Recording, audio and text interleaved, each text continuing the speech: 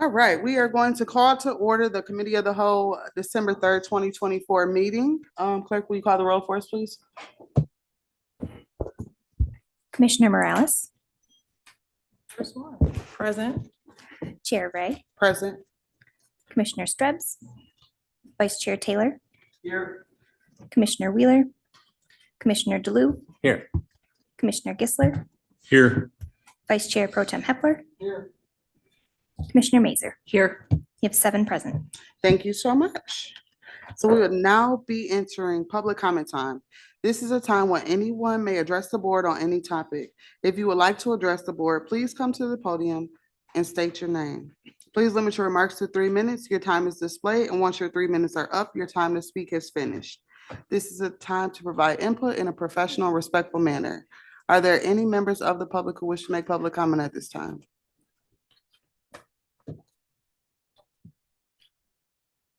Welcome, Jane. Thank you. Hello, Jane Ghosh, President and CEO, Discover Kalamazoo. I am coming to respectfully request your consideration of rewarding Discover Kalamazoo an incremental American Rescue Plan Act grant as your consideration of your decisions. And I recognize that there are a lot of worthy recipients here within Kalamazoo County. Discover Kalamazoo is very grateful for the first $500,000 that we were awarded. We spent $200,000 of that in 2023 and the remaining $300,000 in 2024, and we believe to great effect. We drove very solid visitation to Kalamazoo County. We got data that we will share at our annual meeting and then with you when I come back in 2 weeks for a presentation, that once again, we had phenomenal growth in visitor spending, hitting a new all-time record. And the beauty of investing American Rescue Plan Fund acts in Discover Kalamazoo is that we can invest that to drive more visitation, which drives visitor spending, which supports the businesses in all of your districts. And because it also drives hotel visits, it increases accommodations tax revenue for the future without incremental funding. And we did not invest any of the American Rescue Plan Act funds that we got in personnel, so there'll be no personnel staffing change. We did invest it in programming specifically to drive that visitor spending. Because in 2025, we've exhausted the grant with the absence of additional investment, our programming will be down year on year in 2025 versus 2024. Our recommendation, again, knowing you have a lot of choices, and just asking for your consideration, our recommendation is an investment of $150,000, but we can efficiently and effectively use any amount that you give us. No amount is too small for us to be able to deploy it to encourage visitors to come, welcome them when they're here, drive incremental visitor spending. Thank you for your consideration. Thank you, Jane. Are there any others who wish to make public comment at this time? All right, seeing no one and no Zoom, we'll move right along to our interviews for the Road Commission.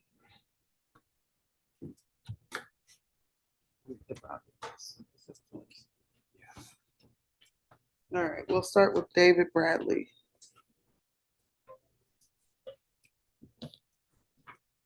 Is he gonna be in chambers or online? So we were told that he did not confirm with us, or I don't think that he'll be with us tonight. So Okay. we have tonight that we're confirmed is incumbent Mike Borisma, and then applicant Randy Thompson here Okay. this evening in the chambers. Okay, well, we'll start with Mike. Hello, Mike, how are you?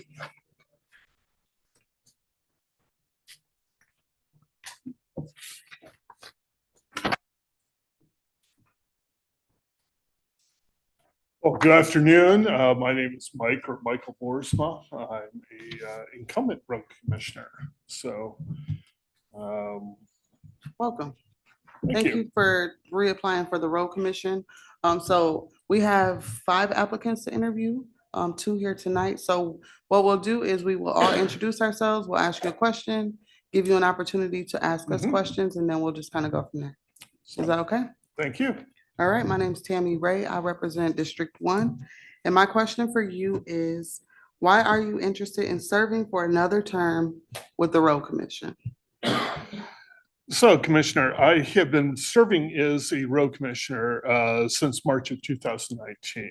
I feel I still have work to do, such as implementing the historic Safe Streets for All grant that the Road Commission recently received. That will provide improvements throughout the county for intersections and other safety-related items. I also want to work on improving non-motorized access throughout the county and securing long-term funding to improve the Michigan Transportation Fund statewide. That's more of a Sisyphean task, so we'll see how that goes. All right, thank you. Vice Chair, and then Commissioner Mazer. Thank you. John Taylor, District 5. Share what you've learned from working with people from different cultures, and have you received training in diversity, equity, and inclusion? Sure. Thank you, Commissioner. The Road Commission of Kalamazoo County serves the entire public of Kalamazoo. And that means the entire public. Everyone from, regardless of race, economic class, location in the county, et cetera. And really what that means is that all members of the public need to be listened to. You know, we are accountable ultimately, and we need to be able to incorporate public feedback from everyone into our decision making. In my service as road commissioner, I've directly experienced that diversity in our community. We have a urban-rural diversity. We have very urban townships, Kalamazoo Township, Ashtimo Township, to very rural. I mean, we have Ukashma Township, and more cows than people are there. So, and we have very wealthy people. You know, we have the people that live around Gull Lake, and we have the people who are very working class. And so we have to provide transportation opportunities for that entire spectrum. And transportation infrastructure should not, and it does not, but should not discriminate by location or class. It should not be that if you live in Texas Township, you have better roads than people that live in Kalamazoo Township. That really is what we don't want to have. And, you know, I've met with the public at board meetings, our board meetings, at project meetings, at neighborhood meetings, at township meetings, at church meetings, at nonprofit meetings, at Farm Bureau meetings, at these meetings. I've been to a few of these meetings as well, and at legislative meetings, and received input into the successes or the failures of the Road Commission. And trust me, everyone has opinions about the successes or failures of the Road Commission, and depending on whether that could be whether or not the road was plowed that morning or not. So, you know, we have that. Yeah, I think as a result of my service, every cultural community in Kalamazoo has access to first-rate first-rate transportation network. As far as training in DEI, as Commissioner asked, I professionally have been trained. I mean, I'm an attorney. I have continuing legal education requirements due to my being barred in Illinois, and they stress DEI training as part of that. The Michigan side of things is a little bit less progressive than Illinois, but it is what it is. And you know, my background is I lived for a number of years in Detroit. So I have been with members of many different cultures and so on. But more importantly, I think for the road commission is that impacts the work of the road commission. You know, we live in territory. Kalamazoo County is part of territory that was appropriated from Native American tribes at gunpoint.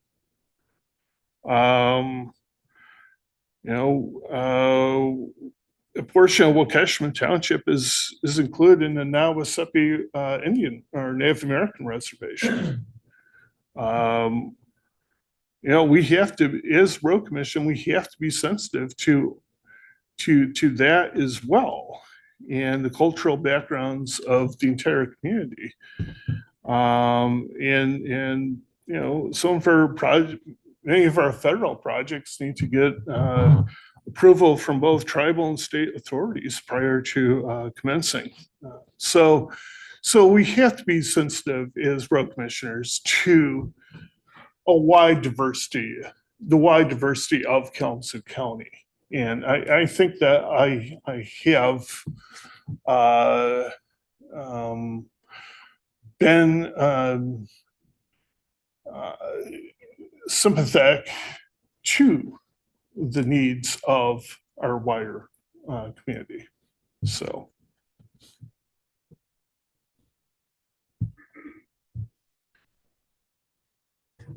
Hi, Wendy Mazer, District 8. How will you use what you have learned in your work with this advisory board? Well, in the words of Stephen Wright, experience is something that you don't get until after you need it. Learning the business of the road commission took me many months. I'm still learning things about the road commission 5 and some odd years after being first appointed. Learning things from talking to members of the public to talking to some of you all as well as to what your concerns are about the road commission. And, as part of that, I think moving forward, the road commission has a DEI policy, and our policy mirrors the county's policy. But that doesn't mean that we stop there. We have a diverse workforce, but we need to keep moving forward with our DEI policy in terms of programs to maintain our diverse workforce, to recruit new workers who represent the entire spectrum of the county, and to move forward so we're providing both a quality product in terms of what the public expects when they drive their car or ride their bike, also what the public expects from a public organization that spends public money in having a diverse workforce that represents the members of the public. Thank you. Hi, Mike. I'm John Gisler. I represent 5 of the 15 rural townships, and you've mentioned Waukesha more than once, and that's where I was last night. And they talk well about you. The question I have for you is, during your time with the authority, what has the advisory authority accomplished, and how did you contribute? How did you help? Well, Commissioner Gisler, thank you. In my time as road commissioner, the road commission of Kalamazoo County has maintained around 1,200 Sunday miles of roads. That's what our network is, plus or minus. We've averaged around 180 projects annually. We've repaved around 21 miles of primary road annually. We've chip sealed around 150 miles of road. Again, we do that annually in the average of that. We re-gravel 5 miles of roads in Waukesha Township and in other areas of the county. We've also completed a new $60 million headquarters campus for the road commission, and we did that on time and under budget. The road commission has more than 350 miles of mapped non-motorized routes throughout the county. We spend an average of $2 million annually on winter maintenance. Fortunately, it did not snow as much as I thought it was going to snow today. So we're still out there, but we're not plowing as much snow today. And, the commission has averaged around 50 employees. And we're doing that on a budget of around $30 million. So we're putting that amount of money into the roads this year. Your packet has my attendance numbers for the road commission over the past 5 years. In addition to being at road commission meetings, I regularly meet with the public at township board meetings, primarily Cooper, Kalamazoo, and Waukesha, because I'm the liaison to those 3 townships. I regularly meet with the public at project meetings around the county. I've regularly met with representatives of non-motorized advocacy groups. I served as a member of the steering committee for the construction of our new facility. And those meetings have all helped me with making informed decisions about the road commission and activities that come before the board. I'm most proud of my work with the steering committee and my work with non-motorized groups. So those are, that's what I've been doing with my service as a road commissioner over the past 5+ years. So, Thank you. I'm Mike Dale DeLue. Meet you. So what do you think is your greatest strength or your greatest accomplishment that you have contributed in the time you've been on the road commission? my greatest strength is my ability to listen to the public. My humility to listen and to learn from public criticism. I know that a number of members of this board have been critical of activities in the road commission, and believe you, I've heard that, and my ability to solve problems. And I think my greatest achievement has been my work with the new road commission campus and my work on non-motorized transportation. Thank you.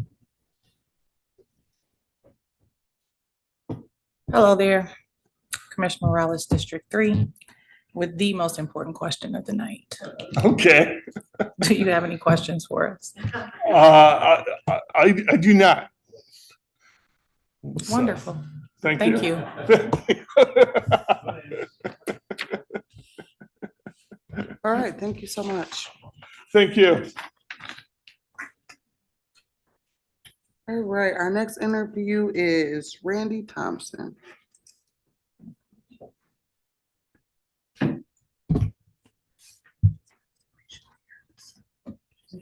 Good. How you doing? Sorry. Hi, welcome, Randy. How Hi. are you? Good, thank you. Good. So similar to Commissioner Boersma, we'll all go around, introduce ourselves, and we'll ask you some questions. Give you an opportunity to ask us questions if you have some at the end. Is that okay? Absolutely. All right. Again, my name's Tammy Ray. I represent District 1. And the first question is, what do you know about the Road Commission and why are you interested in serving?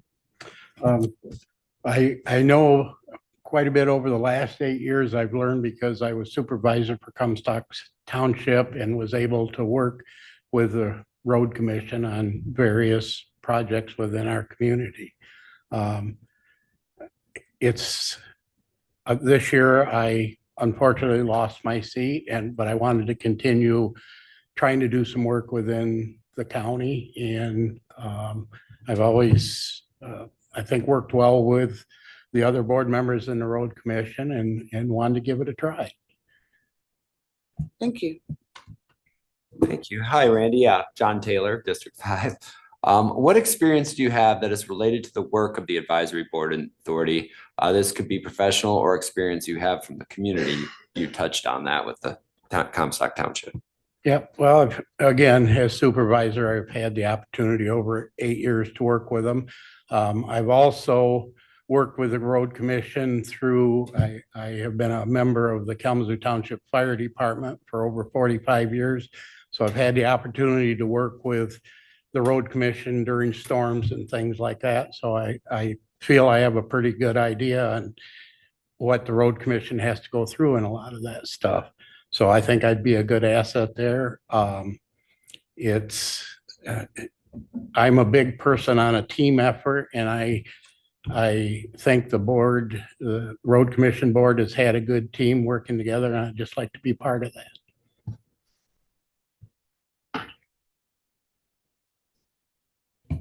Hi, Randy. Wendy Mazer, District 8.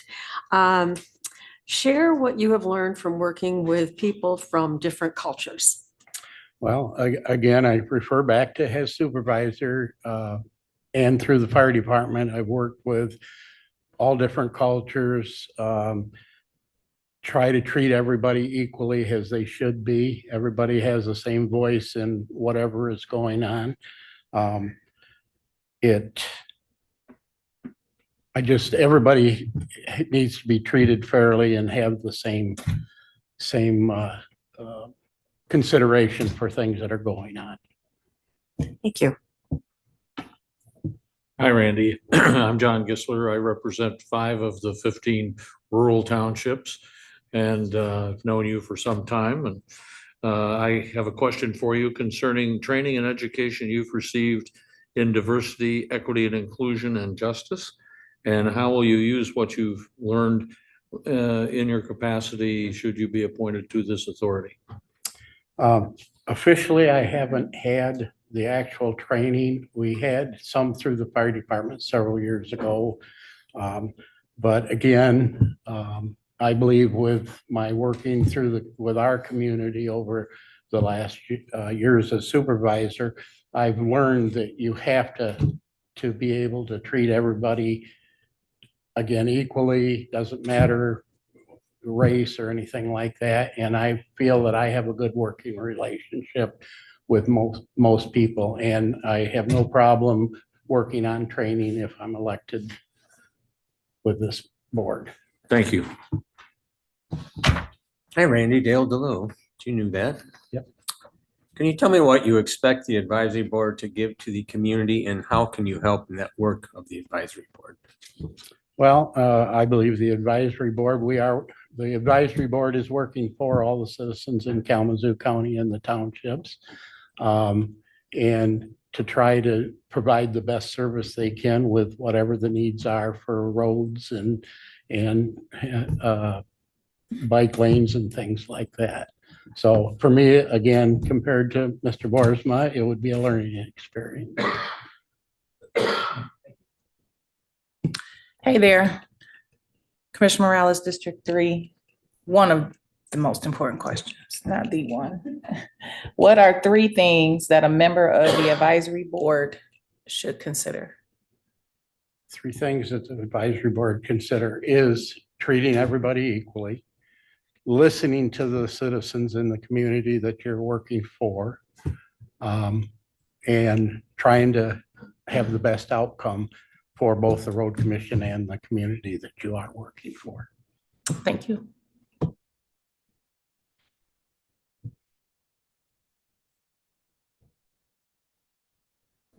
Wrong button.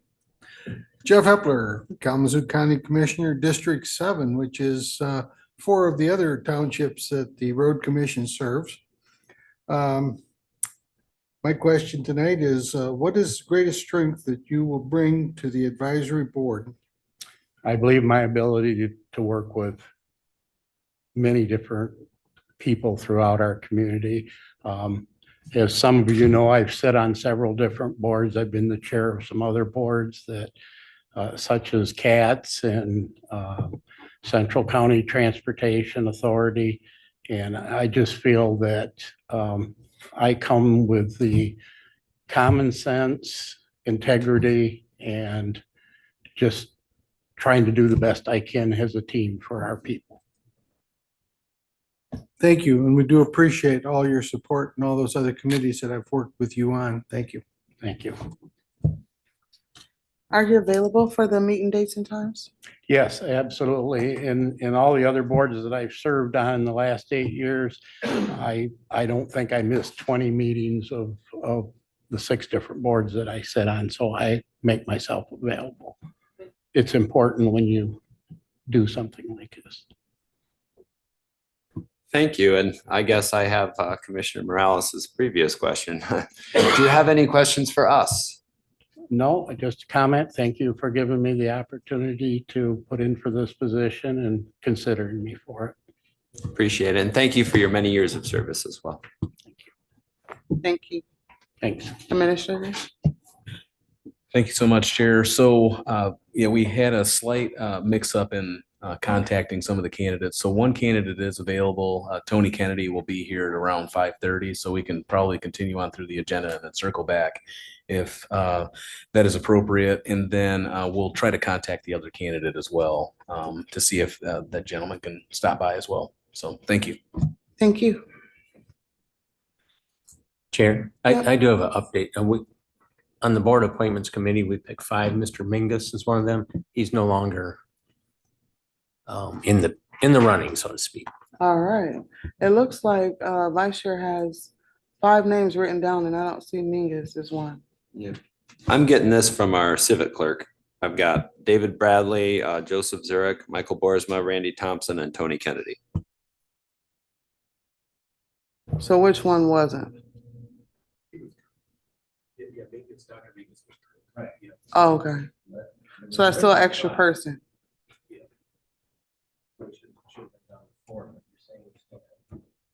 Still show 5. Is that the mix-up Kevin's talking about? No, there's only 4. Who's in civic clerk? I've got my civic clerk. I've got David Bradley, Joseph Zurich, Michael Boersma, Randy Thompson, and Tony Kennedy. I don't recall Zurich. So, yeah, I only saw 4. I'm on agendas. Is our civic clerks different? I've got it right here.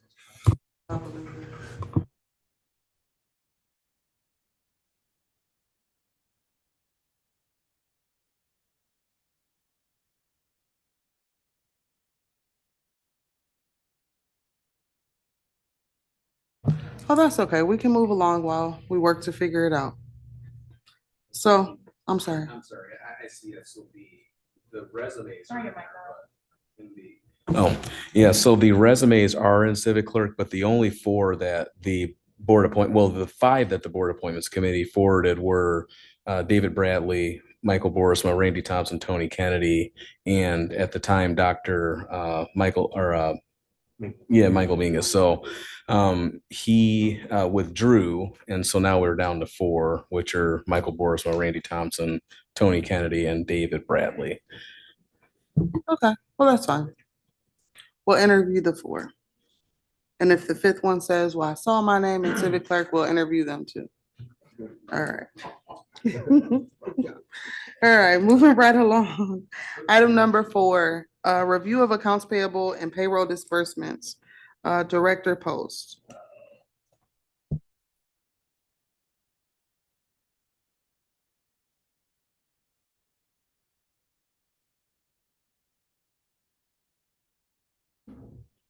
Board of Commissioners, can you hear me there? Very well. We have an accounts payable claims list totaling $6,264,998.03 is presented for review. Of this total, the Board of Commissioners asked to approve claims totaling $4,560,272.98. Payroll disbursements totaling $4,271,567.95 are presented for the November 22nd general and November 29th elected payrolls. There are no conflicts of interest with this batch of claims. We welcome any questions. With that being said. Thank you so much. Are there any questions from commissioners? All right, no questions from Vice Chair. Thank you so much, Thank you. Director Post. All right, now moving to item number 5. Any other items? We have a presentation of funding recommendations from the Senior Millage Allocation Ad Hoc Committee. Welcome. Good afternoon, Commissioners. Thank you for having me this afternoon. My name is Cassie Bailey, and I am with the Area Agency on Aging. I also have a presentation, so Dina, if you're there. I don't think it'll be able to be displayed. We're having issues Oh. with the, That's okay. Well, we will make do with without. Luckily, you guys do have a memo that details all of this information as well. So if you have any questions, please do not hesitate to ask. So today I am putting forward recommendations from the Senior Millage Allocation Ad Hoc Committee for a little bit of a historical awareness. The last time the Area Agency on Aging had funding available was in January of 2023. At that time, 22 applications were received. For this recent opportunity, we received more than double. 45 applications came in. Of these 45 applications, we had 27 unique vendors and 6 first-time applying agencies. So we will go through each of the service categories. The first one was transportation. In the transportation category, we had 5 applications. Of these applications, we are putting forward for recommendation 3 vendors. They are Ecumenical Senior Center, Shepherd Center of Greater Kalamazoo, and also South County Community Services. So what I would like to do this afternoon too is kind of give you a little bit of insight as to what the main topics of conversations are that the allocation committee had, that the applications drew us to as we were making our decisions. For transportation, a lot of our conversations surrounded who could serve the most clients, services that were available countywide versus a limited service area. Additionally, whether clients would be charged to utilize those services, and capital purchases versus direct service provision. The second category is our chore, home maintenance, and safety category. 4 applications were received. Of these applications, 2 were putting forth for recommendation. They are Kalamazoo Valley Habitat for Humanity in the amount of $36,000 and Milestone Senior Services for $54,000.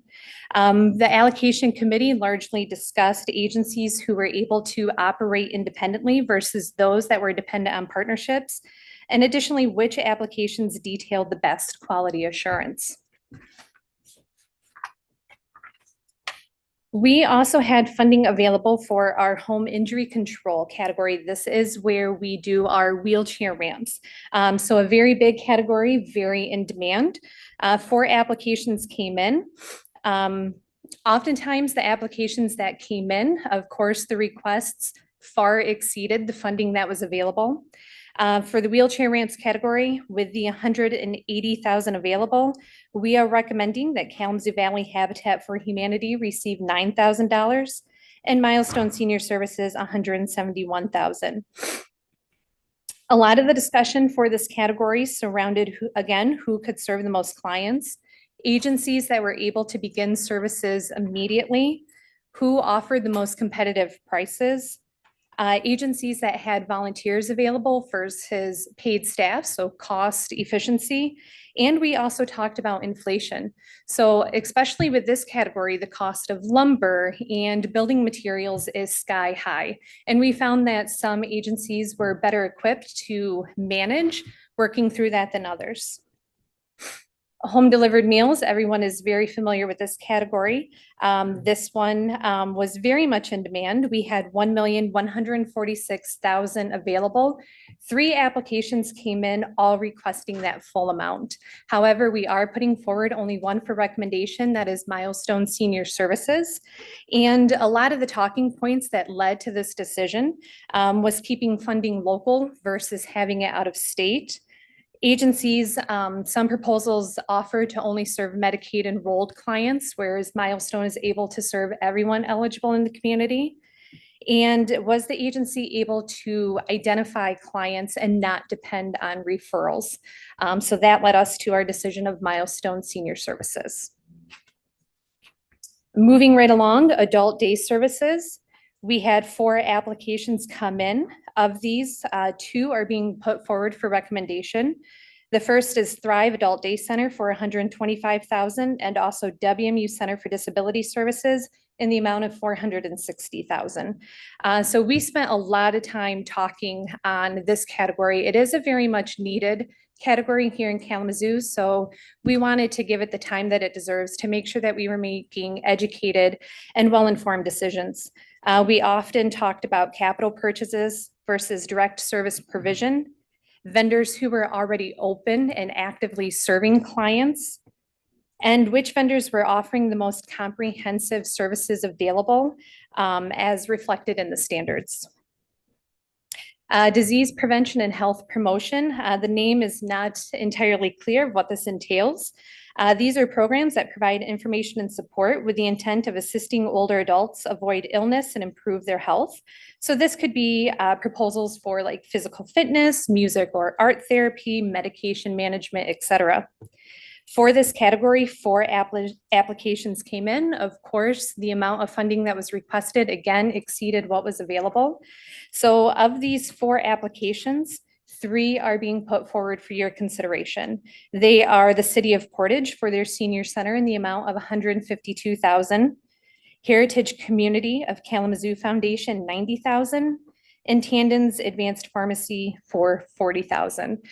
So again, because this category offers a little bit of variety, the City of Portage is providing evidence-based programs with a focus on fall prevention. Heritage is offering through their Memory Care Learning Center a caregiver support class for those caring for individuals with dementia.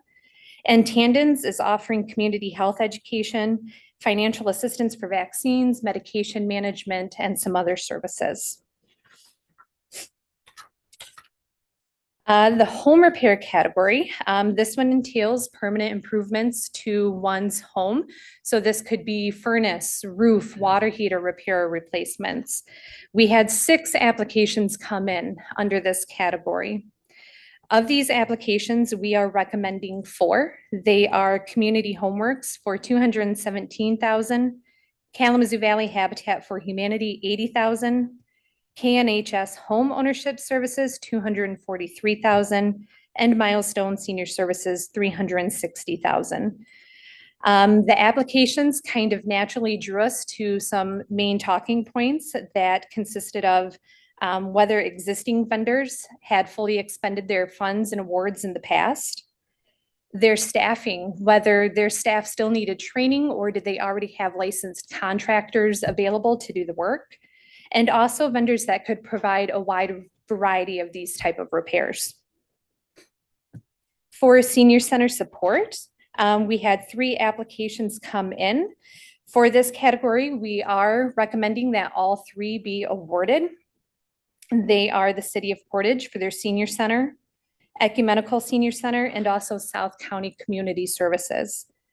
So conversations gravitated towards vendors who were targeting services to underserved or rural areas, the diversity and range of their services and activities offered, vendors who had established community partnerships that allowed them to expand their offerings, and whether or not there was a cost for seniors to be a member at their center. Legal assistance, we had $165,000 available. 2 applications did come in.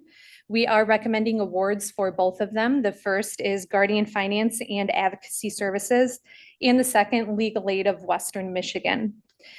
Within this service category, we talked about which services best aligned with the operating standards and which services best filled a critical community need. With the legal assistance category, we also have a recommendation for a funding transfer. So historically, guardianship was funded under the legal assistance category. However, with the new GAP Health Support Services category, the ad hoc committee recommends that this is a better category for guardianship services moving forward. To assist in this transition, it is recommended that the unallocated amount of $81,000 from the legal assistance category be transferred to the GAP Health Support Services category.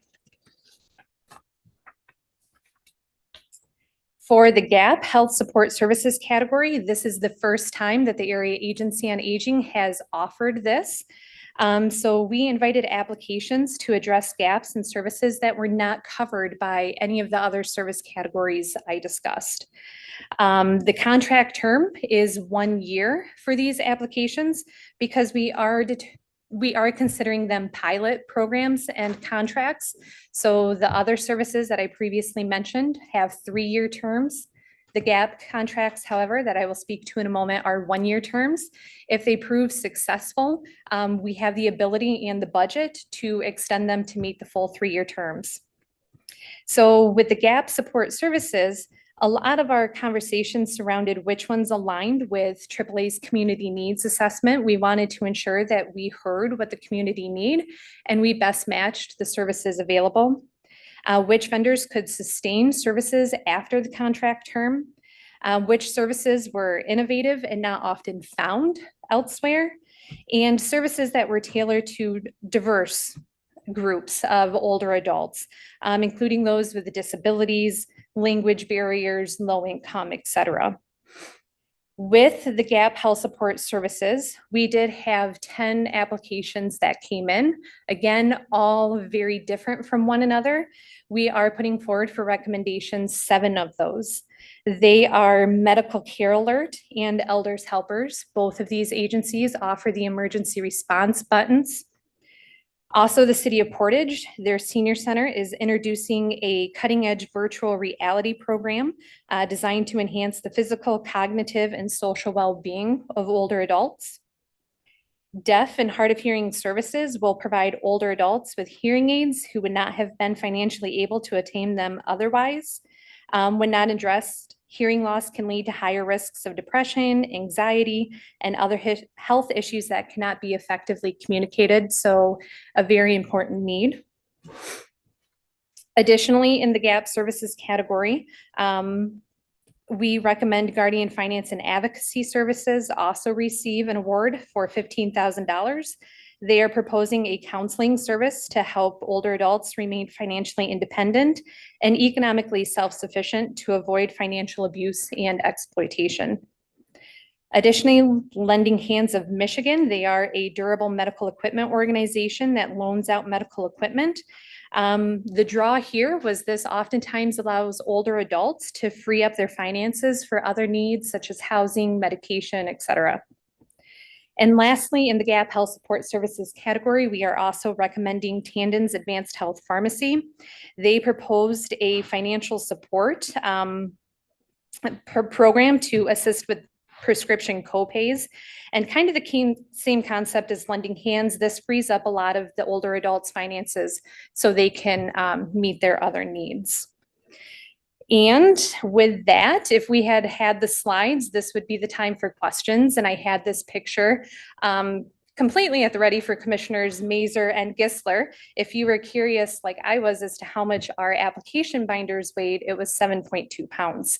So I had a fantastic picture at the ready for you, and I can provide that after the presentation if you would like. So 7.2 pounds of applications that our committee was lugging around for 3 weeks that led to these decisions. So what questions can I answer for you this afternoon? Thank you.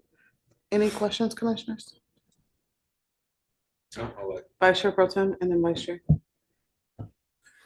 Thank you. The funding that you have laid out, is this, you indicated there were several things, especially the ramps and stuff that were not going to be fully funded for our veterans. Is this correct? For veterans, Or for the seniors? I'm sorry. for seniors. Yeah. So we do have with the ramp category, we did receive 4 applications. Those applications totaled $444,000 of requested funds. We only had 180 to utilize. That 180 was fully allocated between the 2 vendors that are being recommended. Okay, that's, the question was, obviously, we weren't able to fund 4, we're funding 2. So we didn't fully fund all of the needs that we're seeing with that, in that particular field. I guess I'm concerned that we try to, cover those, specifically for those who are in critical need, and make sure that we take care of our seniors. Sorry, I said veterans, slip of the tongue, but That's okay. on all of these categories, we're obviously looking at spending quite a bit of money, Mhm. but making sure that we're covering the costs for those in need and taking care of our seniors. Agreed. Yes, not all applications received funding and some did receive partial funding compared to their requests. With every category, the wheelchair ramp also that we're speaking to, we utilized a scoring method. So applications, everyone answered a set of evaluation questions that all of our ad hoc committee members scored. Those scores were combined and average was determined. The applications that met a 75 point or higher threshold moved to phase 2. So that's when more of the discussions were had, more research into the quality of the vendors.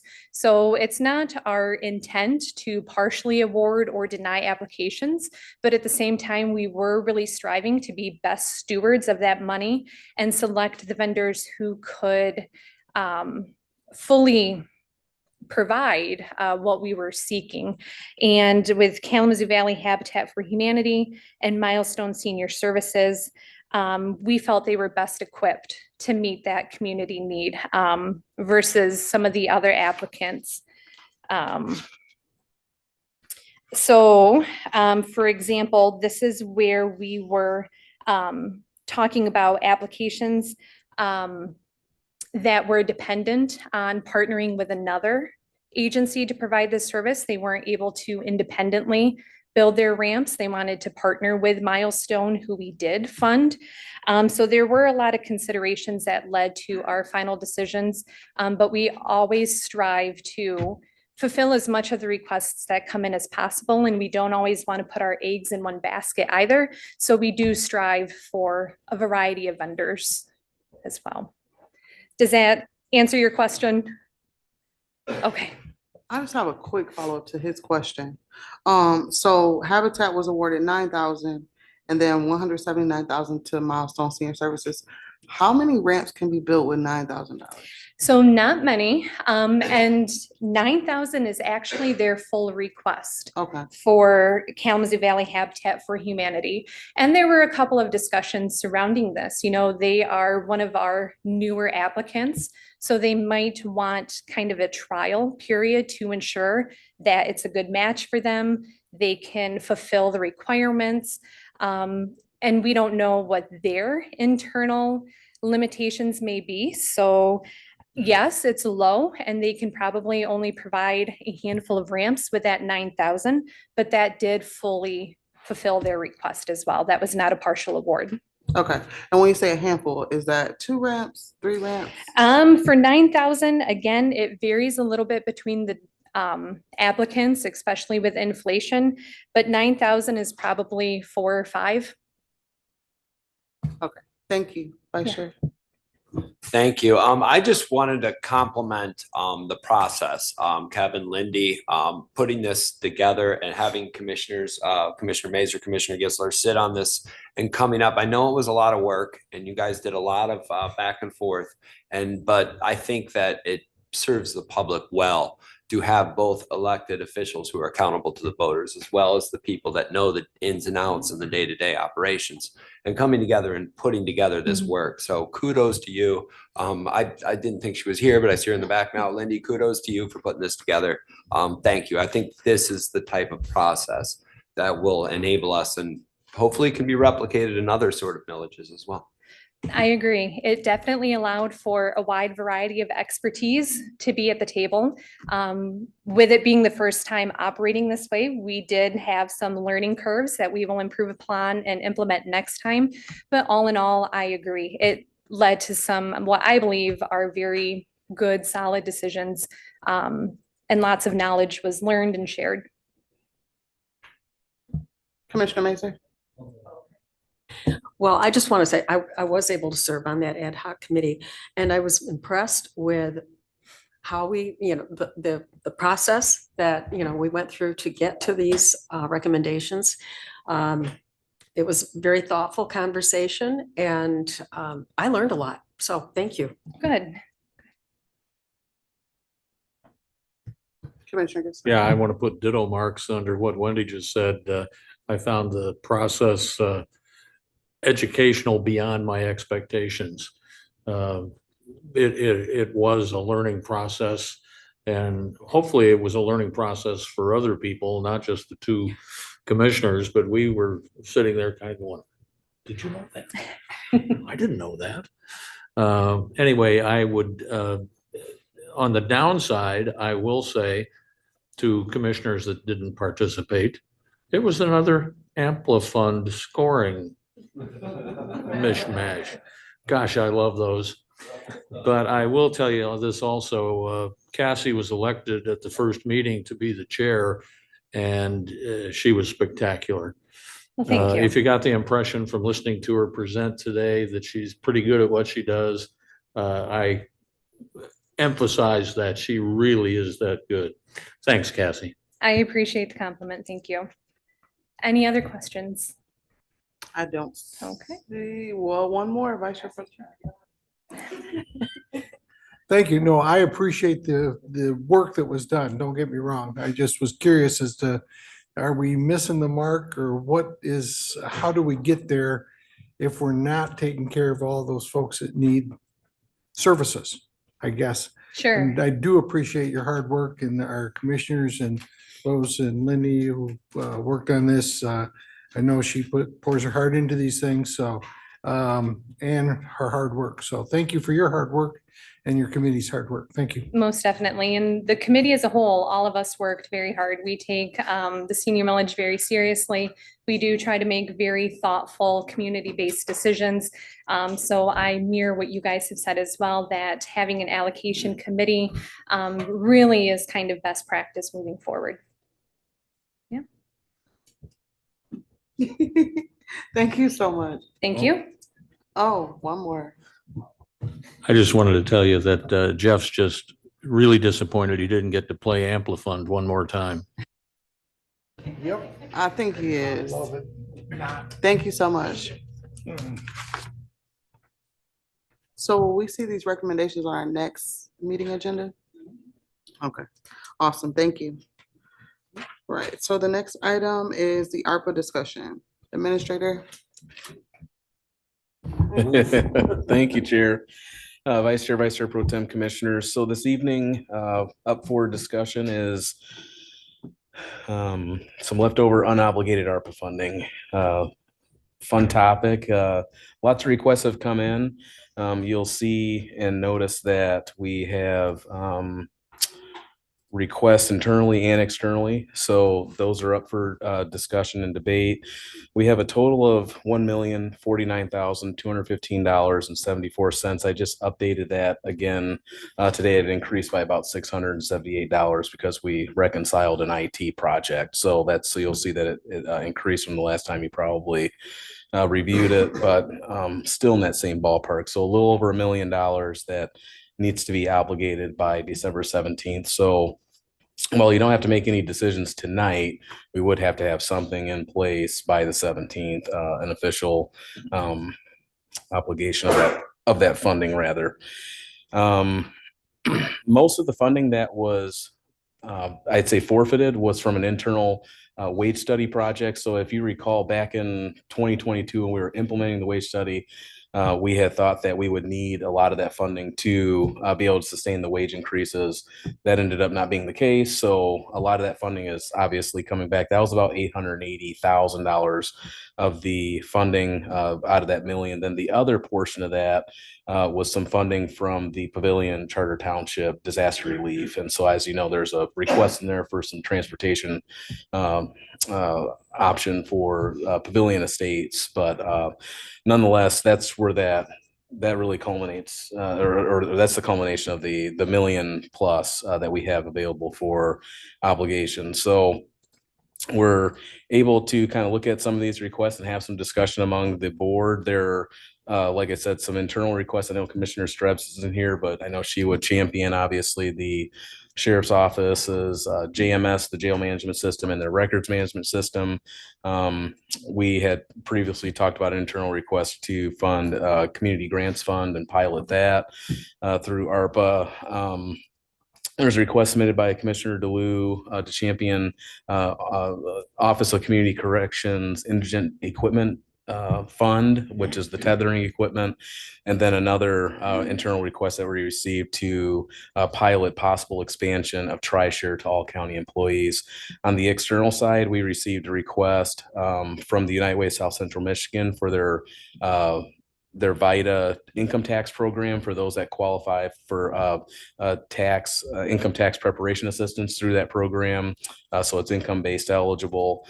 There's a water and sewer broadband project, so lead line replacement program project that was originally actually requested through that subcommittee from the Village of Schoolcraft. They're seeking $3 million, but I think any funding would help them. Lead line replacement is, they actually submitted 2 requests, if you recall, back when in 2022 when the board was meeting through the subcommittees. One was for sanitary sewer line replacement for the US 131 corridor. That is different from lead line replacement. Any amount can help sort of start chipping away at replacing lead lines that go to homes. So while they're seeking 3 million, they understand that we only have 1 million, and they understand too that we wouldn't be able to get close to that, but they're appreciative of anything. The board may consider, again, the Pavilion Estates disaster relief. So Metro Transit submitted a proposal. I had provided the board some of their responses to the questions posed, and then I believe that that's been pared down in that regard, eliminating the training and the other programs that were being contemplated. And then the last 2 requests, one was from Ostramo Township for vehicle garage improvements. That encompasses sort of the growth that has really come from contractual obligations with the sheriff's office. So they have more deputies there, more vehicles. So they have some improvements they'd like to make with some ARPA funding. And then the last request, as you heard from the president CEO of Discover Kalamazoo tonight, revenue loss funding to assist in a myriad of programs that they run out of Discover Kalamazoo and benefit of the entire county. So as you see on the internal request, we have 3.1 and some change, $3.1 million of internal requests, and then 3.2, almost $3.3 million of external requests. And again, the available balance is 1,048,000, 49,000 and some change. Yeah. So that's what we have. I'm happy to answer any questions about any of these projects, and I'll let you take it from here. Thank you, Administrator, Vice Chair. Thank you for this, Kevin. I've kind of went through there and put how I would spend 1,048,000 or whatever, 52,000. The most important to me, I think, number one is the United Way Vita program. That $75,000 enables, and they're doing an outreach into the rural community as well, not just the urban community, where they're going, and people that don't normally fill out their tax forms that are owed refunds, they help them with the preparation of the tax, get the refunds back. It puts money into our community. I think it's not only a human services project, but an economic development one at that. As everybody knows, I'm a big fan of the TriShare for all employees. I think that's a great recruitment tool. The Ashtmo, going through there, the Community Grants Fund at 500,000. I think that's a good idea because that allows us to decide, kind of earmark it and decide how that we can best spend it. We're not sort of so crunched by this time constraint by the end of the year. And it puts $500,000 away that we can decide how best to use that. And maybe some of that can be used for other of these requests. The Pavilion Estates, I think that a good pilot program, if it doesn't work out, it doesn't work out, but I think it's a good way to help the people of Pavilion Township. And the Ashtmo Township, my second to last one, Ashtmo Township, they asked for 150. I think it's appropriate to give them some small amount of money. And then there's about 60 or 70,000 left over that I think we should offset with whatever that number is, as it'll probably slowly increase as we finalize all the different ARPA projects. But that would, in my mind, would go to the Discover Kalamazoo thing, the lost revenue.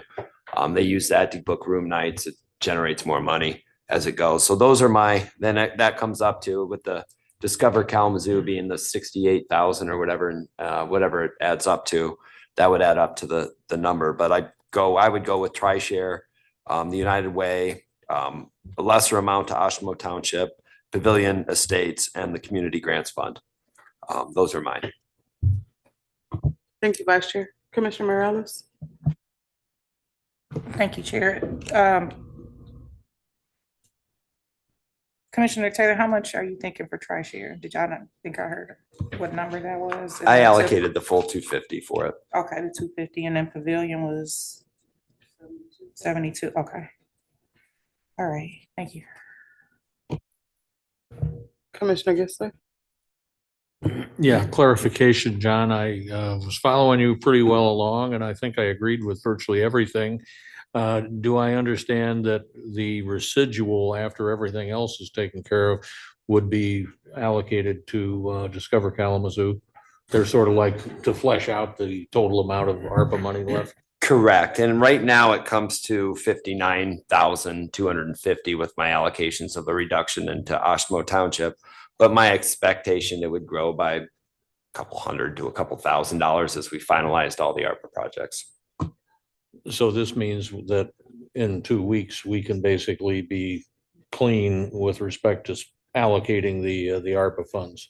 We don't have to actually spend it for another 2 years, but we need to have it allocated. They won't be able to take it.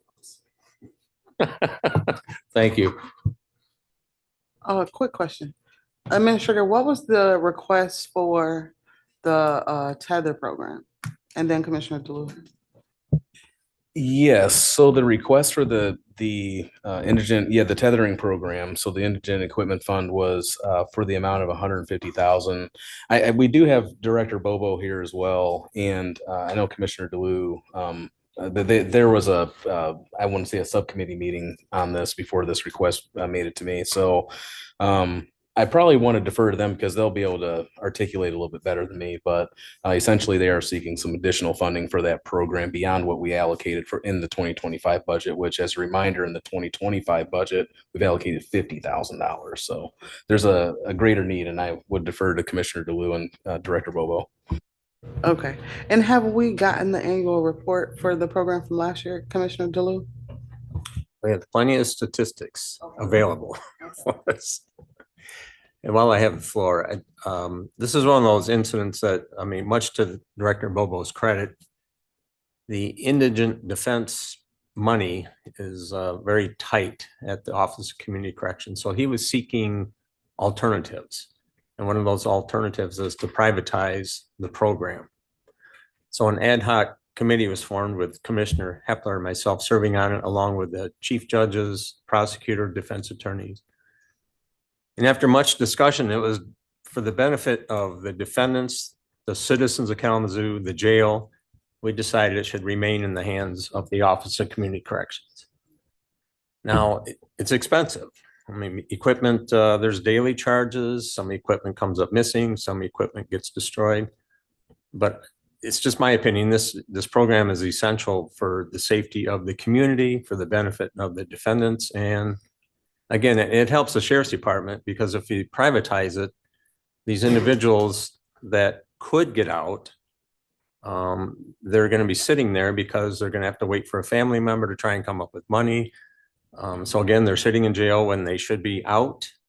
And again, this is for individuals that can't afford this program, but it benefits them by getting them out of jail, but it benefits the community by keeping them monitored while they're out of jail. So it's programmed, in my opinion, everybody wins, and has to deal with public safety. And I think we need to support the full request.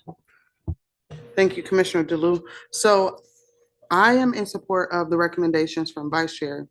We'll also support maybe reducing the community grants fund from 5K to 4K and then giving $1,000 to the indigent, or 100,000, I'm sorry. I'm trying to think of the name of the program so I don't have to keep saying tether program, but I would support moving 100,000 there. Any other comments? Commissioner Morales? That was gonna be my recommendation. Could we take the community grant, something out of the community grants fund? And we're okay with that. So then we would afford, what is the name of the program? Can Bobo come up? Equipment. Oh, and I'm not the chair, but, we meet again. hello, We'll wait to meet again tomorrow. wonderful. Okay. Oh, we'll so- have good news tomorrow for you. I'm sorry? We'll have some good news tomorrow for you. Okay, then you can sit back Opioid, down. yeah. You We wanna got some send good it- news now, actually, because Okay, as we're talking about this, it's kind of like a shifting sands theory. I put down 140, 156, 25 was the number. okay. And I didn't know where we were with the 50, but if it's committed and allocated, essentially, we're down to 90,000. So we're taking 50 off of the 140. So yeah, 90,000, 126, whatever. So 90, 156, 25. We can amend that to that number right off the bat. And that would be helpful, correct? I'm sorry. That would be helpful. Yes, ma'am. Okay. Wonderful. Thank you. Bye. Thank you. Thank you. It'll be fun. We had a good meeting today with the, I'd also like to just see the annual report. If somebody could email it to me, that'd be awesome. number of people. Yeah. Number of people served, amount spent, that kind of stuff. Yep, just that kind of stuff. We'll do. Everybody Thank just tell you. Thank you. Thank you. Commissioner Mazer, I'm sorry. Okay, well, you've all had really good things to say. I like the projects. My top three, though, are, I'd like to see some of that go back to Pavilion. I think that's a good idea.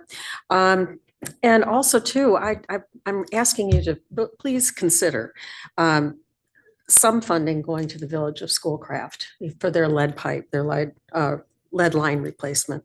I would be in favor of 100,000. I know we can't do the 3 million, but this could get them started. So I would ask you to consider that. And then, of course, also Discover Kalamazoo. I think that's a good project. So thank you. Thank you. Commissioner Gisler and then Commissioner DeLu. Yes, it's just an observation. I think we're very fortunate when we're looking at things like Ken Bobo's community corrections operation, that we've got two sitting commissioners like Jeff and Dale law enforcement is their bag. And, I like to think I know a lot about a lot, but not that. Thank you. Speaking of law enforcement, public safety, which we all appreciate here. In my mind, Ashimo's request is not that big. Ashimo's expanding. They spend almost $2 million a year now just on contracts from the sheriff's department. Because of their need out there,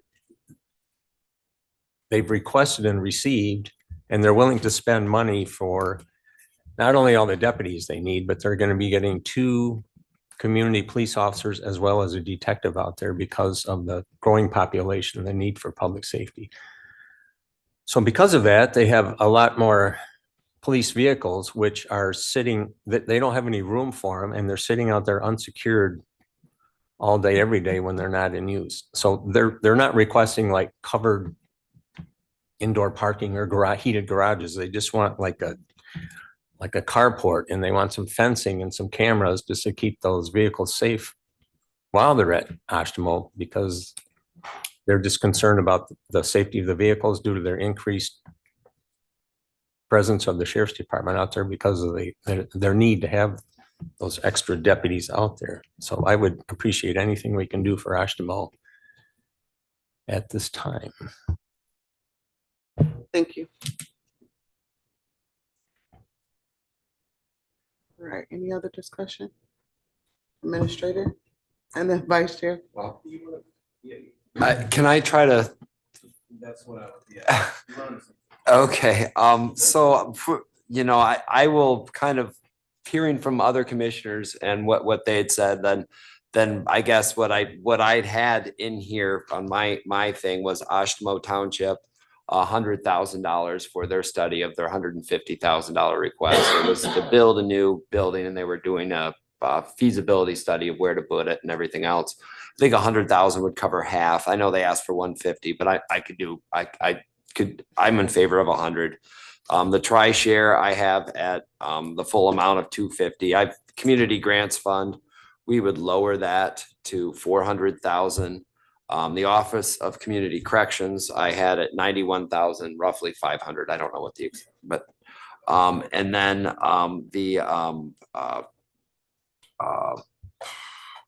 I'm sorry, the United Way, the Vita program at 75. That was one of the smaller ones. And then there was, what's that? And then Pavilion Estates, that was the 72.5. So that puts us at 154.5 million. Yeah, that's a little bit over. No, actually, and then Discover Kalamazoo would be at 60,000.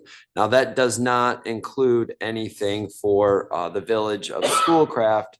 And I do agree with Commissioner Mazer that they've been in kind of a pickle for a while with what's going on. I'm still of the belief that we can sit down with our Brownfield Authority, with our land bank, and try, well, maybe not so much the land bank, but try to come up with a way that we can find funding for them or offset some of these huge expenses that they're going to have. There's no doubt they're going to have to raise rates on their water and sewer. That Village of Vicksburg did. They're going to have to do it as well. But that's not going to cover the total cost. So we are going to have to sit down at the table with them. And I'm prepared to do that. If not on this round, then in future negotiation. Commissioner DeLu? Just this for Vice Chair, because still in the learning mode. Can you explain to me, so we put 400,000 into the community grants fund, then what can that or will that be used for? To be completely honest, it buys us time.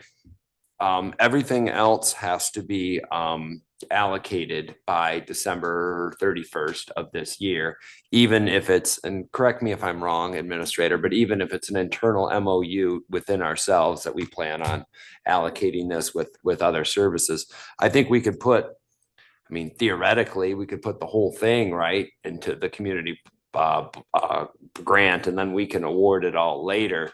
But I mean, these are pressing needs now that I think we can do. And I mean, by putting $400,000, we're going to get requests every budget time at the last second. There's always requests. And if there's a set process, I think it'll alleviate some of that external pressure from outside organizations to try to lobby us, 2 weeks before the budget comes out. That's kind of my just completely honest understanding of it. But I hope it's a good enough answer, but it's not probably the best.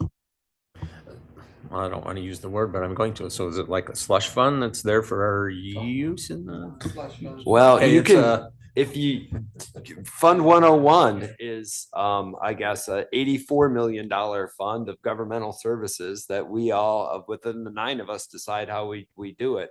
So, I mean, if you say slush fund, I mean, that, I don't think we'd use it for our own personal, I mean, it would be used but any governmental thing is dictated by the 9 of us sitting around this dais. So if you, to use a loose interpretation, every governmental dollar spent is a slush fund by their elected officials. I mean, I guess.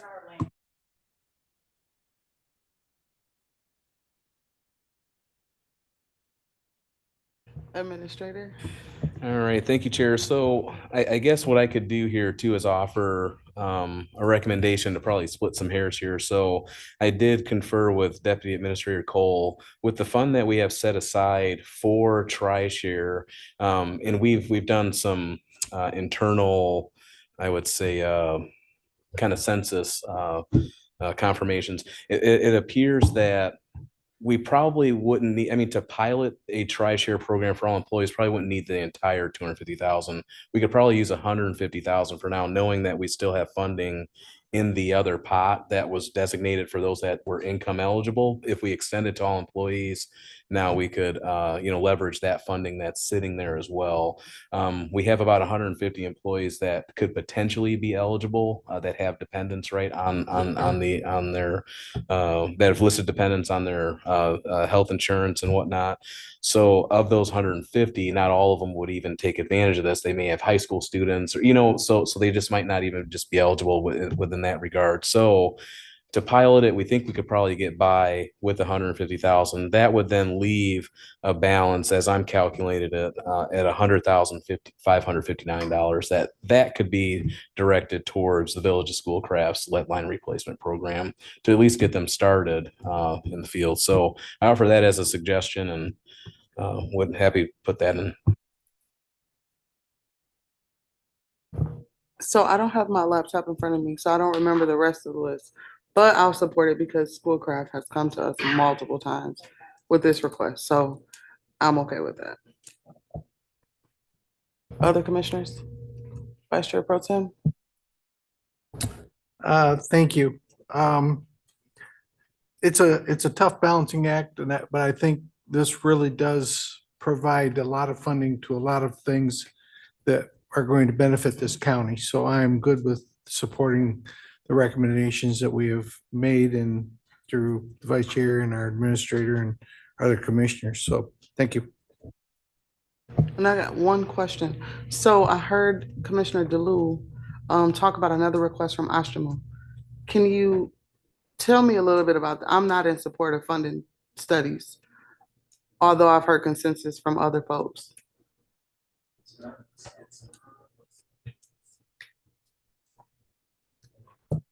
Yeah, it's not a study. They're gonna have to do some building plans. It's what it is. They're not doing a study. It's all for physical architecture and, yeah. No.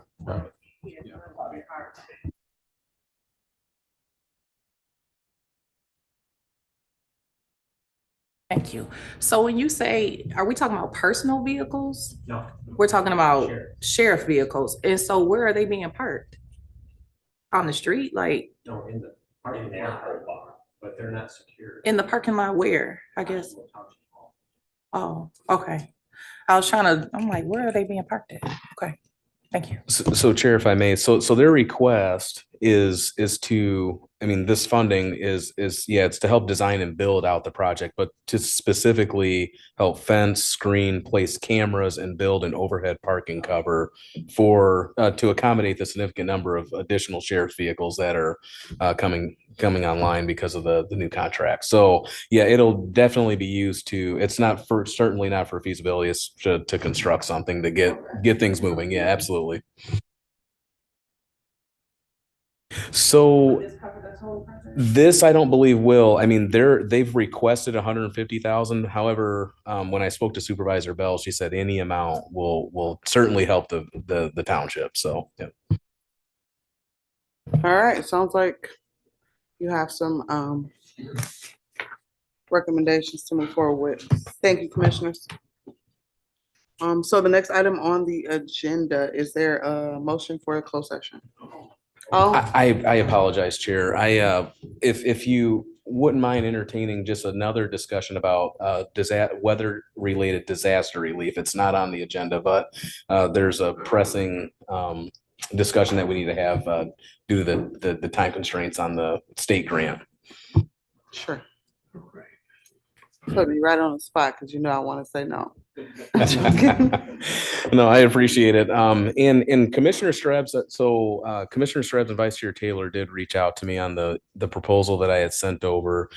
In summary and in brief, because I don't want to belabor the point, I've discussed with the board and informed the board prior that the county will be receiving $3 million from the state for weather-related disaster relief. And this is not anything to do with FEMA. This is just earmarked in the state's budget. $1 million will be funneled through MSP, so Michigan State Police, and the other $2 million will be funneled through the Michigan Department of Labor and Economic Opportunity.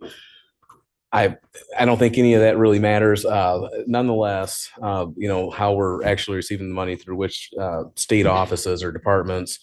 The funding from what I'm being told, has no restrictions or stipulations with it. The funding will just come to the county and then we can distribute it to the municipalities and the nonprofits. What I've come up with is a proposal to divvy up that funding, if you will. And so what we've discussed with Senator McCann's office is that we would propose splitting the first $1 million from the Michigan State Police to municipalities only. And so those would sort of similar to the process we adopted or implemented within our ARPA funding that we had forfeited from Trauma Recovery Associates. So we distributed $530,000 to the township. So City of Portage, Pavilion Charter Township, Texas Charter Township. And we came up with sort of, I'd say, a ratio, so to speak. And it really was closely around 50, 25, 25. So 50% Portage, 25% Pavilion, 25% Texas. And it wasn't, those are just rounding the numbers, right? So what we've come up with and what we discussed with Senator McCann's office was actually, considering that Portage had more broad, extensive damage spread out, other than, and then obviously Pavilion and Texas townships, they were their sustained damage wasn't as widespread. It was really concentrated to certain neighborhoods, right? So we came up with a recommendation to allocate 60% of the $1 million to the city of Portage to help mitigate some of the disaster that was sustained, and then the other 400,000 split evenly between the townships, so Pavilion and Texas. And so they would get $200,000 each. Portage would get $600,000. That's from the MSP $1 million. From the $2 million from Leo, we believe that should be distributed to local nonprofits that are already in this space, already doing the work. So $1 million, though, we believe should be directed towards businesses that were affected by the tornado disaster, that are experiencing losses due to insurance gaps. So $1 million business relief program, and that could be administered at a $0 cost by the city of Portage. They're willing to take on that program. So we would distribute $1 million to Portage for that very reason, to administer a business relief program.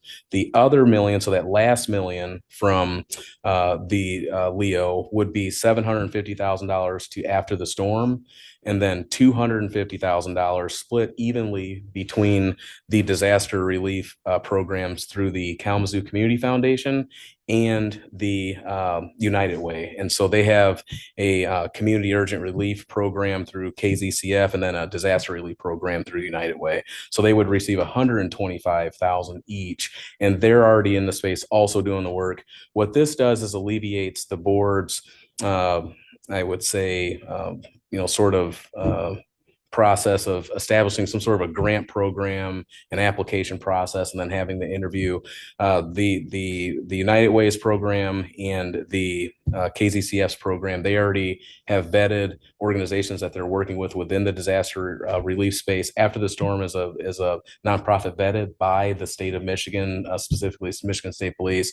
They've established credibility, so it gets us out of that space. And then obviously the business relief program, if the city of Portage is willing to take that on at zero cost. That way, all of that million goes to businesses without any administrative fees attached to it. We get that money back into the community. So I wanted to share that proposal as I just learned about it in short notice through Senator McCann's office, but this is something we've come up with together jointly, and we think it's a good proposal to move disaster relief efforts forward for the community. So happy to take any questions on that. Thank you, Chair. Portage is willing to administer the million out to businesses. Is that going to be across all three jurisdictions that were damaged or impacted by the storm? Yes, and so yeah, that's an excellent question. Thank you for asking. So yes, it's regardless, irrespective of geographical boundaries. So obviously, you would have to have been affected by the May 7th tornado, but irrespective of geographical boundaries, with exception, you had to be in Kalamazoo County. But yeah, that'll be for all eligible businesses within Kalamazoo County affected by the May 7th tornado. Just a follow-up to this question, and then Commissioner DeLu, but I do have some questions. So with Portage being the administrator, how do we ensure an equitable process and they're not just, giving grants to those Portage businesses before looking at the other municipalities? Absolutely, yeah. So that's a great question. We can work with Portage and stipulate some sort of reporting structure, have all sorts of data submitted to us. And we can also ensure that we receive the application that they develop, before it's made public. We can ask about what process they intend to implement in terms of review process. Initially, and very, very high level, I know that it would be senior leadership of Portage, kind of reviewing applications, and doing that sort of thing. But if the county if the county desires to have a representative on that review team, I'm sure they would be willing to do that. So. My question is with Pavilion Township, not that I'm opposed to giving them money, but we gave them money before and they didn't spend it. What will they do with this money this time? And that's an excellent question. I knew I'd get that question, actually. I mean, it makes sense. So I believe what could happen is that we could speak to the supervisor of Pavilion Charter Township and recommend that they distribute or allocate that $200,000 portion, similar to what we just did at the last board meeting, toward a homeowner rehab, a home rehab. And so they could easily essentially consider themselves a pass through and redirect that funding towards that sort of program. And so I think that could work favorably, so that it's directed right for the homeowners in Pavilion estates.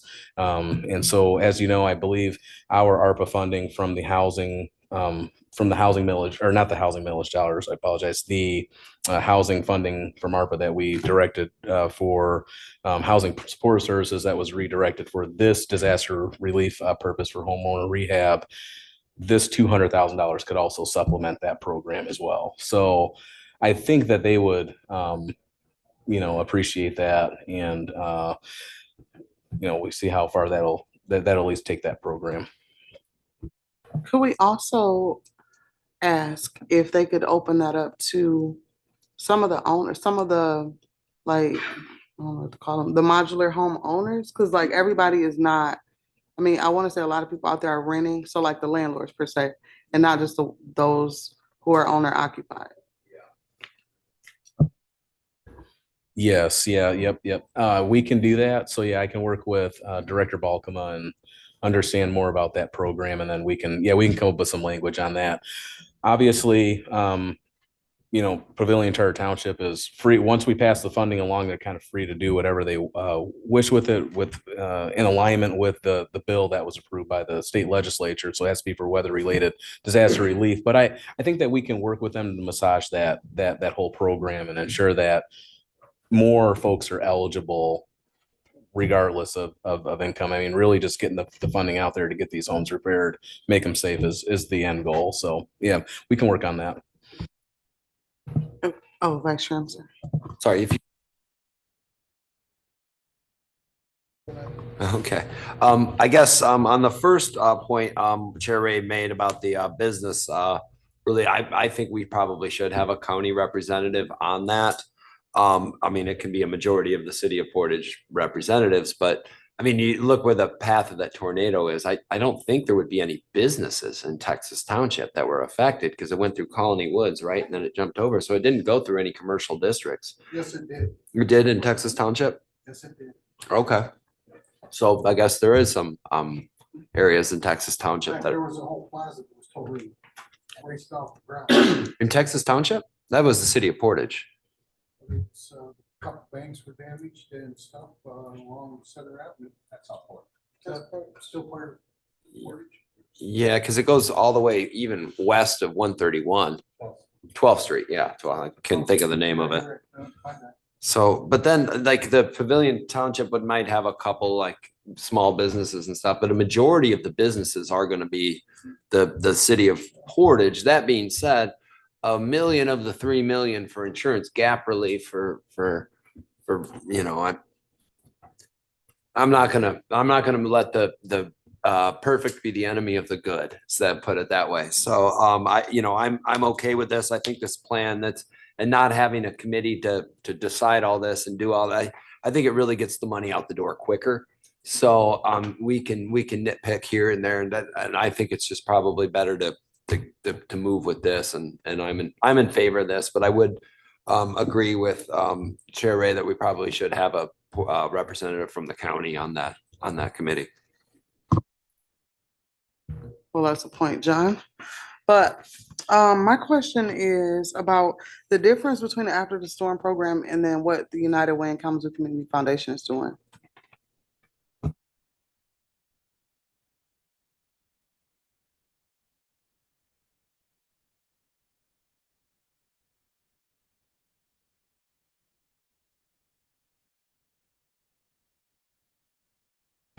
All right, so I was able to find it in short order. That's good.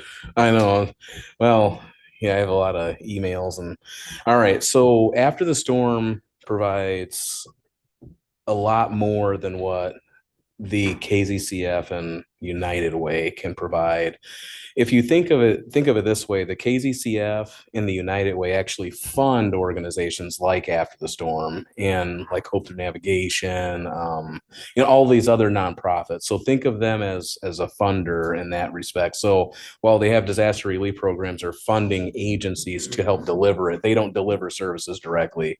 After the Storm does deliver services directly. So After the Storm offers things such as access and functional needs, advocacy, utility help, appliances, food, furniture, household items, job assistance, mold remediation, housing repair, housing rebuild, temporary housing, transportation issues, so like lost vehicles, clothing, prescriptions, helping replace driver's licenses. So your oh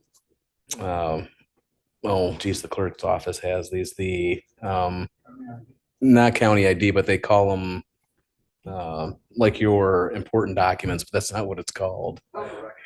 Vital records. Thank you. Yeah, I was like, they call it something. It's vital records.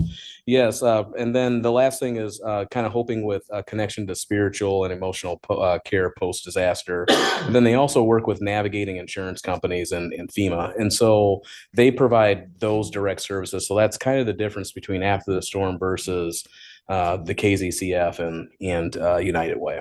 I hope that helps. So it does help. However, I believe when this was all happening, we ended up allocating some funding to the United Way and Kalamazoo Community Foundation because a lot of folks were not getting what they needed from After the Storm. So just thinking about the difference in the allocation, maybe providing a little bit more to United Way and Kalamazoo Community Foundation because they are funding smaller grassroots organizations who are more in tune with the community, in touch with the community. Yes, But Chair. other than that, I'm okay with everything. Absolutely, Chair. So, and just to provide some information, you are absolutely correct. I know when After the Storm was first established, they were only providing, I believe it was something, they were only providing services in connection really with securing shelter. So, as I spoke to them about, this topic, the disaster relief funneling through the state, these are all the I guess, programs that they would be able to offer. So they're able to offer more broad programs to help in the field and I guess the need within the public. However, yes, absolutely, we can certainly adjust the allocation from after the storm. I would, probably, what we could do is, something like I don't know, I'm just making up numbers, but maybe it's a 50, 25, 25 split. So then after the storm is 500,000, KZCF, United Way are $250,000 each. So, okay. Wherever they need to go to get funding and get assistance, and it's not just one place. Any other questions from commissioners? No? All right, Administrator. Thank you. All right, before we go to closed session, Tony Kennedy has joined us and we will take a few minutes to do that interview. You want to come up to the podium?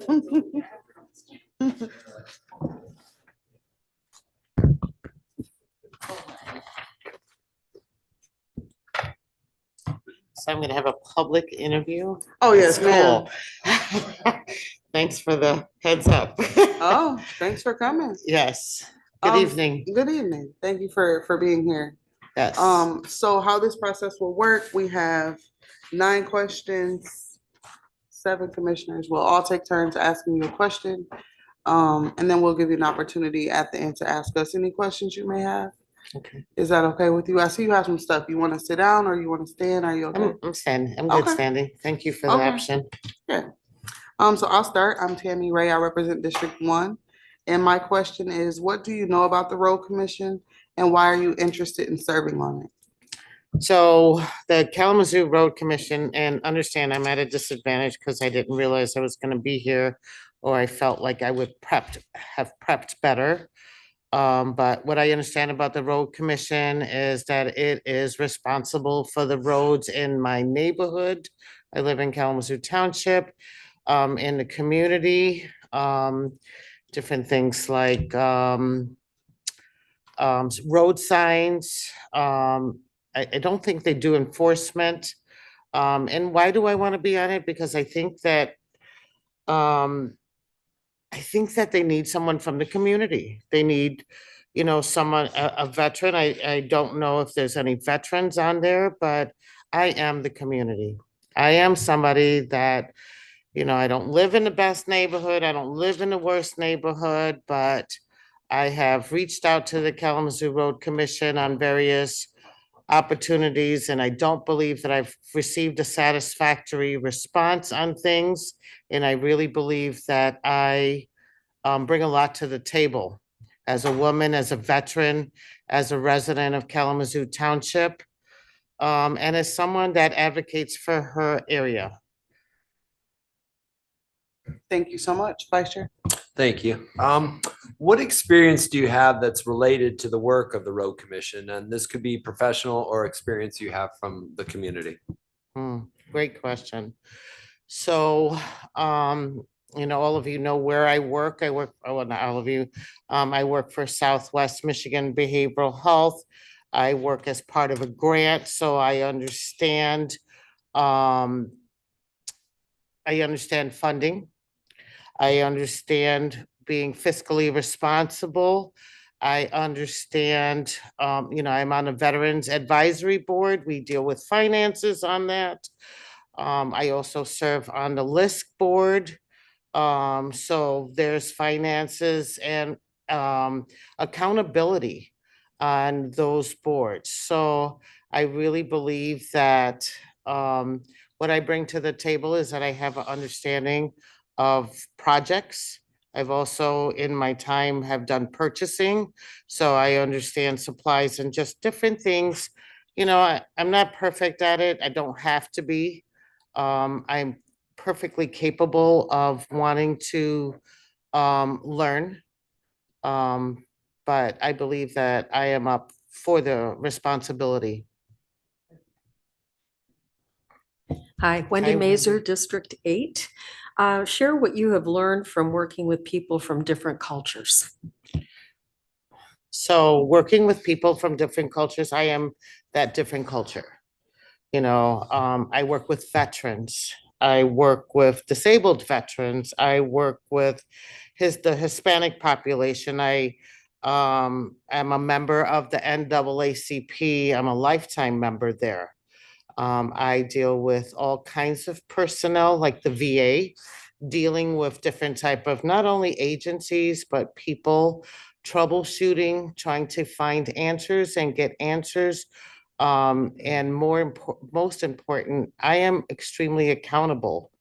So if you're looking for an answer and I don't know it, I go out there and I work with the resources. I worked with the homeless. There's so many homeless veterans, suicidal, substance use. So there's a lot of different categories of persons that I work with every day, not to mention the fact that I service 8 counties. So in my place of employment, I will not be representing my employment, understand that. But with that experience, I work with different neighborhoods and different residents within different communities. Thank you.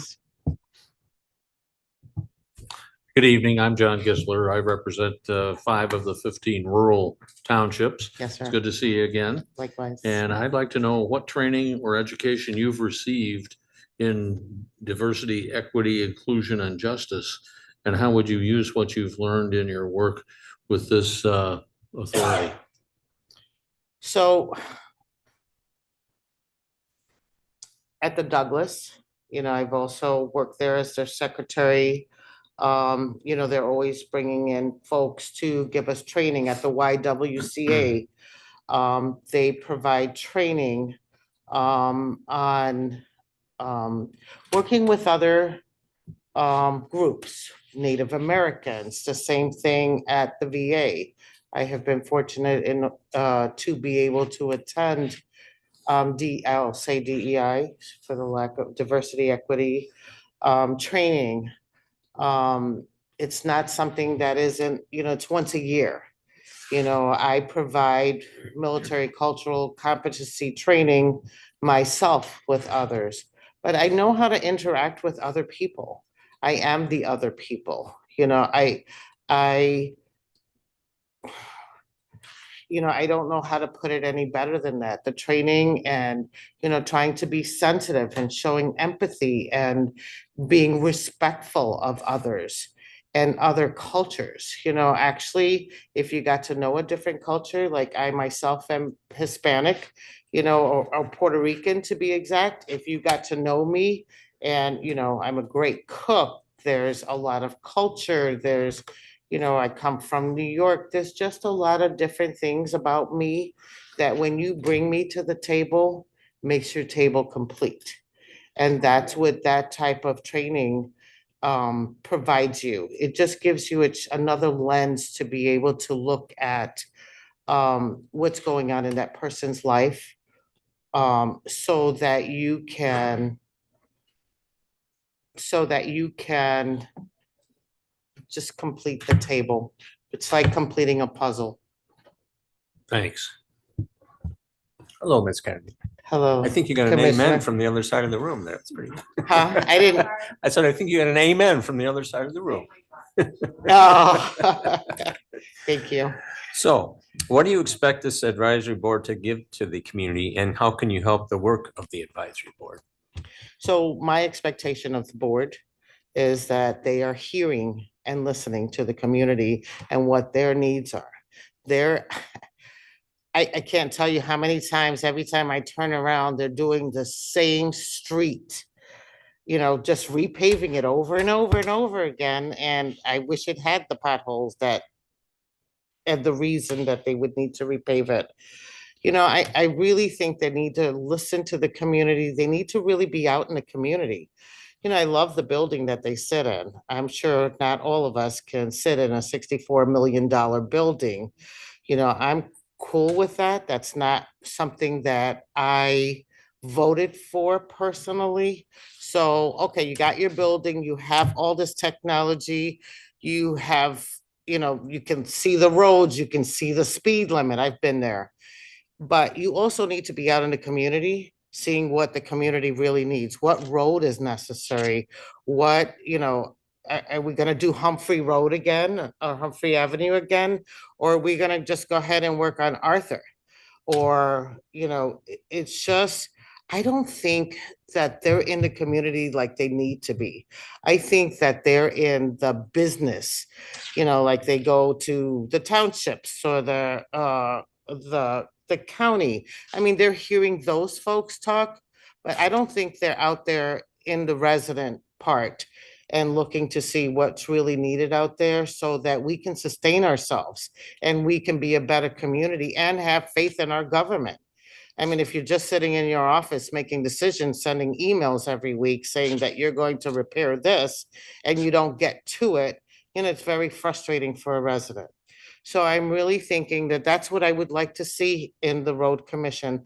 I want to see them get out there and advocate for and work with the community and not just local government.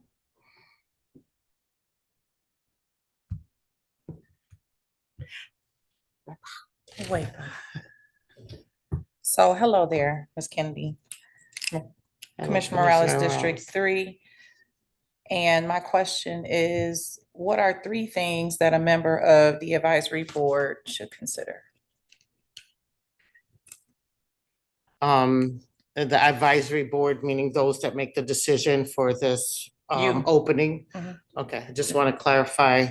So that you have a resident, someone that really advocates for their community, that you have someone, that you have a woman, and this is all one, woman, a veteran, someone that is actually represented of just different people, even if it's one, that brings that voice to that committee.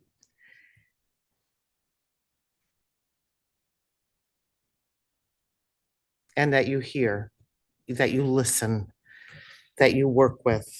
So those 3 things.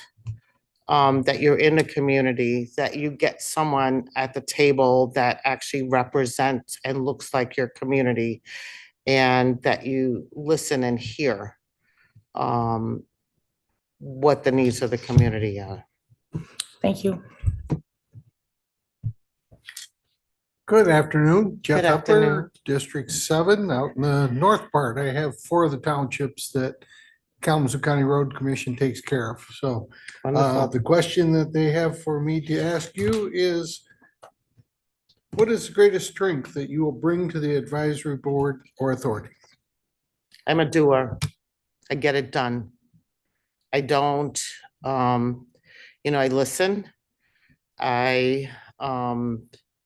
While everybody else is sitting around trying to figure it out, or who's gonna do what, I get up and I get it done and I do it. I'm just not a procrastinator. It's really tough for me to work with that. There is a place for that. I always tell people, hey, it's really good to do strengths, Clifford strengths, etc., so that you know what part of the puzzle that you play. But my biggest strength is that I just get it done. I don't overthink it. Once it's decided, okay, we're gonna go fix Arthur Avenue, just happens to be where I live, so, okay, so how do we make a way? And let's figure out how that gets done. Instead of just sitting around trying to figure out, okay, every week, the same email and the same, redundancy. And that's what I bring. I bring that strength. I bring that lens. I bring not to mention that I speak, write, and read fluent Spanish. That might help a little bit too. But I just believe in getting it done. And, I'm being a team player. Thank you. Are you available for the meeting dates and times associated with the road commission? Yes, my understanding is the meeting dates and times are every other Tuesday, I believe 3 o'clock, could be 2. Sorry, I didn't look at it today before I came. But it's every other Tuesday afternoon. Yep. And I have probably the either easiest or hardest question. Do you have any questions for us? So I honestly would like to know, what are you looking for? Because there's some things lacking on that board.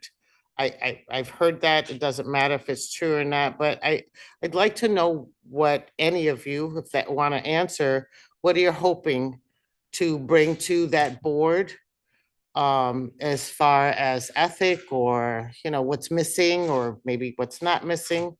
What piece are you looking for? You're gonna get 9 different, and well, probably And only that's 7 fine. now, but I'm good with that. I think as with any, thank you, Chair, as with any appointment that when folks are seeking appointment, we want integrity, we want transparency, we want dedication. So, every board has a little, I'll say wrinkle Sure. that, needs a little heat sometime or needs to be pressed out. But,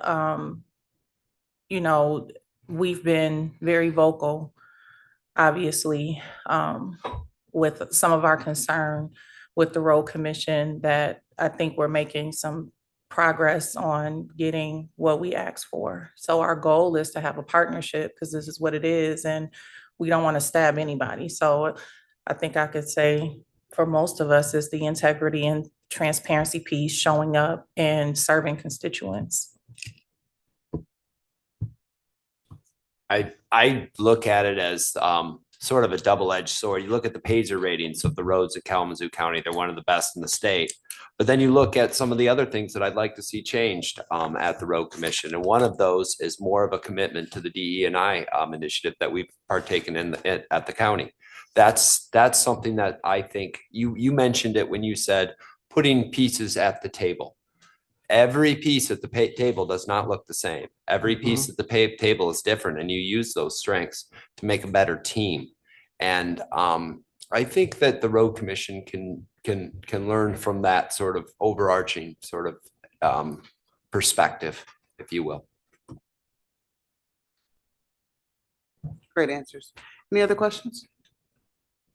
No, I'm sorry. I was waiting for more people to Oh, answer no. if they wanted to. Thank So you. I remain interested. And thank you for the opportunity. Thank you for taking the time. Yes. Do we have one more, or where? Yes, actually, thank you, Chair, for the question. So these will actually conclude your interviews. The last candidate, David, can't remember. Anyway, yeah, the last candidate dropped out. Yeah, David Bradley. Yes, the last candidate dropped out due to personal reasons. So just these 3 candidates to consider for the 2 open positions. Oh, thank you. Sounds good. So you want to spend some time deliberating, or do we want to do that another time? You want to wait till the full board? Go ahead, Vice Chair. Sorry, we've got Commissioner Wheeler and Commissioner Strebs. I especially with as much as Commissioner Strebs has been talking about the road commission in the last 2 years, I think we should wait for her. But is this a decision we have to make this meeting, or do we have to do it on next meeting? Yeah, Or we just by next meeting is ideal, because they need to have quorum for January. So yeah, by next meeting is totally fine. Yep. Okay, but I mean, I'd like her Commissioner Strebs' input on this, but that's just me. I would agree, and I'm sure she's watching, so I'm happy to wait until the next meeting also. All right, so is there a motion for the closed session? Yeah.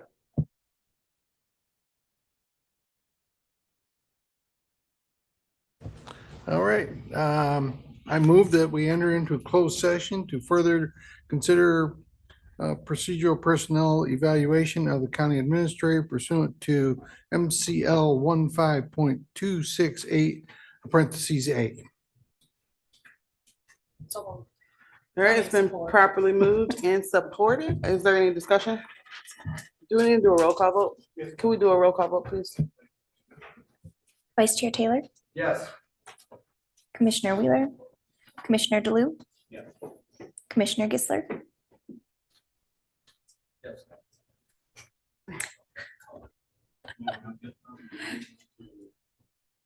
Vice Chair Pro Tem Hepler, Yes. Commissioner Mazer, Yes. Commissioner Morales, Finally. I vote yes. Yes. Chair Ray, Yes. Commissioner Strips. 7. All right, 7 yes. We are adjourned to the call of the chair.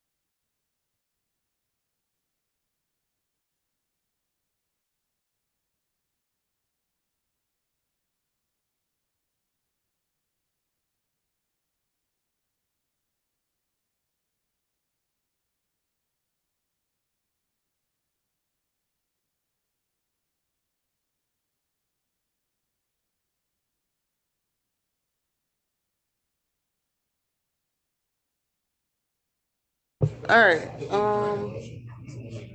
1, 2, 3, 4, 5. All right, is there a motion to come out of closed session?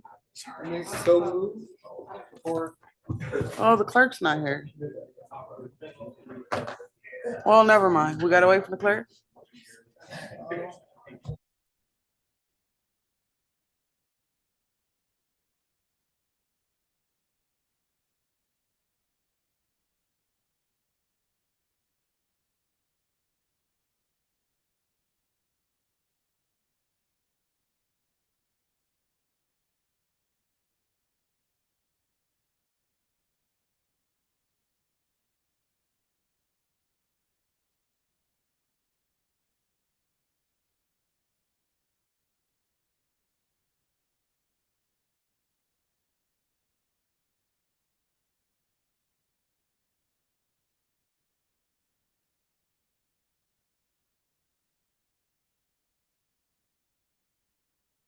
All right, is there a motion to come out of closed session? Hi, Commissioner Strips.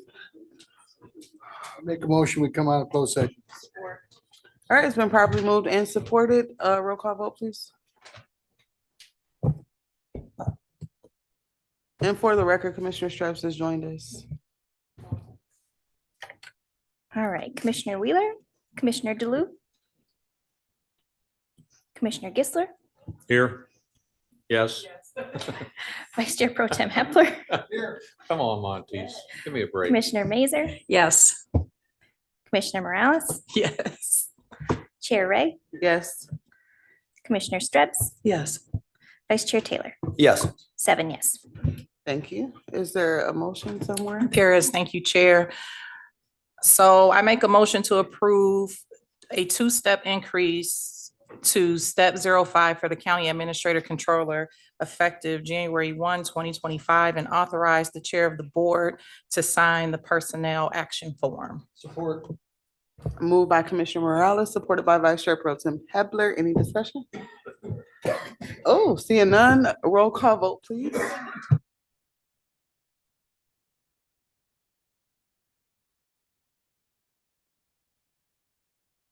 Commissioner DeLu, So I'm here for this. Yes. Commissioner Gisler, Yes. Vice Chair Pro Tem Hepler, Yes. Commissioner Mazer, Yes. Commissioner Morales, Yes. Chair Ray, Yes. Commissioner Strebs, Yes. Vice Chair Taylor, Yes. Commissioner Wheeler, you have 8 yes. And the motion carries. Thank you. And without objection, we are adjourned. I'll see you guys at 6:30. It's almost 6:30. It's 6:18, so we got a few minutes.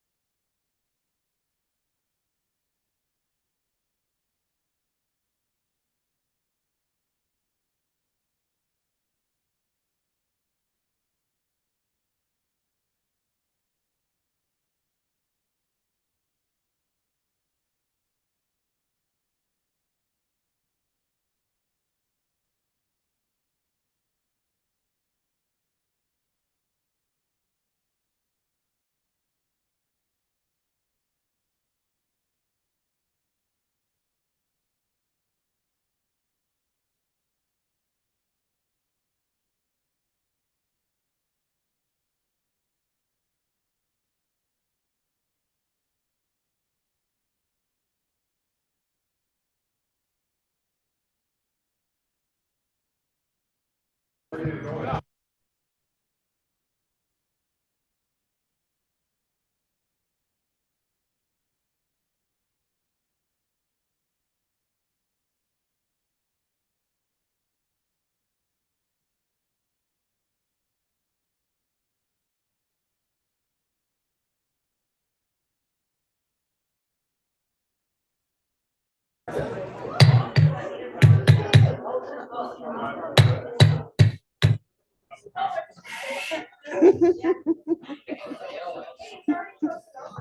put it under the microphone. All right, we're gonna get this started. Sheriff Fuller, you up first? All right.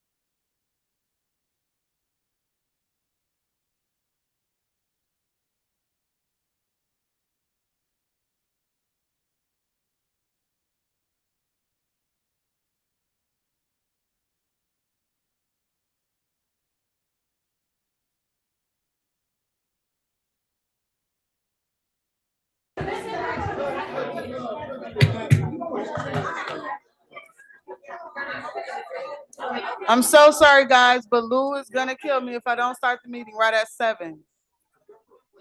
So we're gonna call the meeting to order and then we'll adjourn to give you 5 more minutes. All right, so.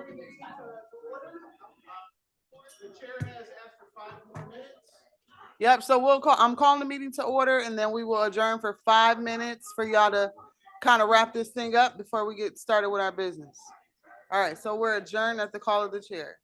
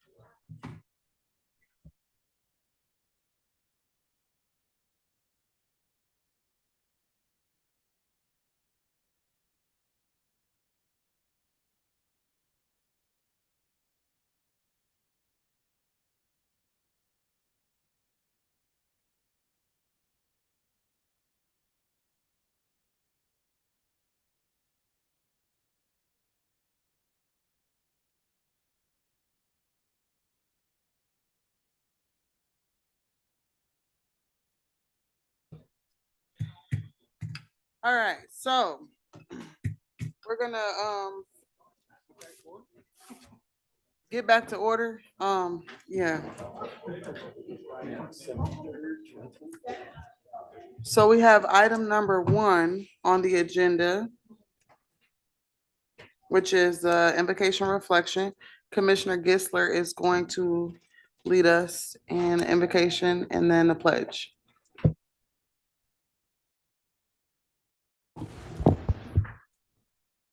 Please pray with me. Heavenly Father, as we gather today to make decisions for our community, bless us that we may use our best skills and judgment. Guide us as we consider the merits and pitfalls of each matter that comes before us. Grant us the wisdom to act in the best interests of our community and fellow citizens. Help us show respect for each other and our entire community. Please grant us the wisdom to govern amid conflicting interests and issues of our time. Finally, watch over the women and men who keep us safe at home and abroad. Amen. I pledge allegiance to the flag of the United States of America and to the republic for which it stands, one nation, under God, indivisible, with liberty and justice for all. Thank you. Commissioner Gisler, you got something else going there? I have something right here. All right. And hopefully it's been one of the best guarded secrets that I've ever known this group to keep for a while. I have something I would like to present to one of our members who was closing in rapidly on 20 years as a county commissioner, Mr. Jeff Hepler. Let me read this.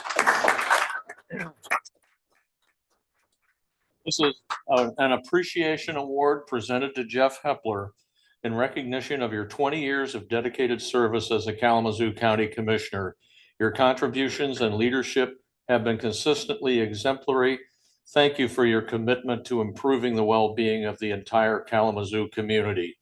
Presented on this day, the 31st day of December, 2024, by your fellow commissioners. We didn't want to come back, Jeff, at the end of the year, so.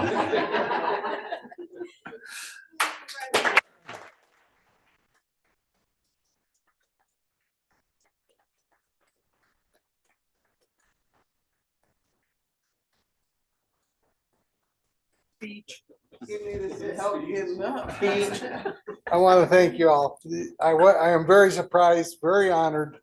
I appreciate all of you and all of the work that we've done over the many years that I've been on the county board. I look forward to the next 4 years, which Mr. Gisler is going to tell me is going to push me over the top as far as most senior commissioner on ever serve on the county commission. But and then he's going to say I'm old.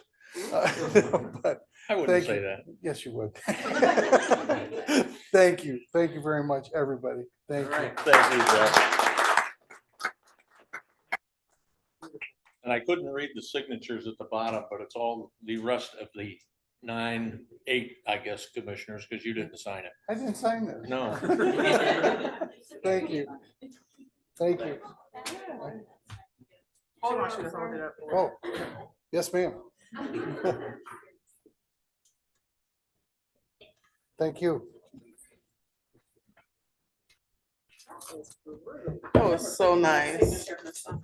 He tricked us into signing before we knew what it said. You didn't know what you were signing. Sorry. Well, congratulations to 20 years. All right, so item number 3, clerk, will you call the roll for us, please? Commissioner Morales.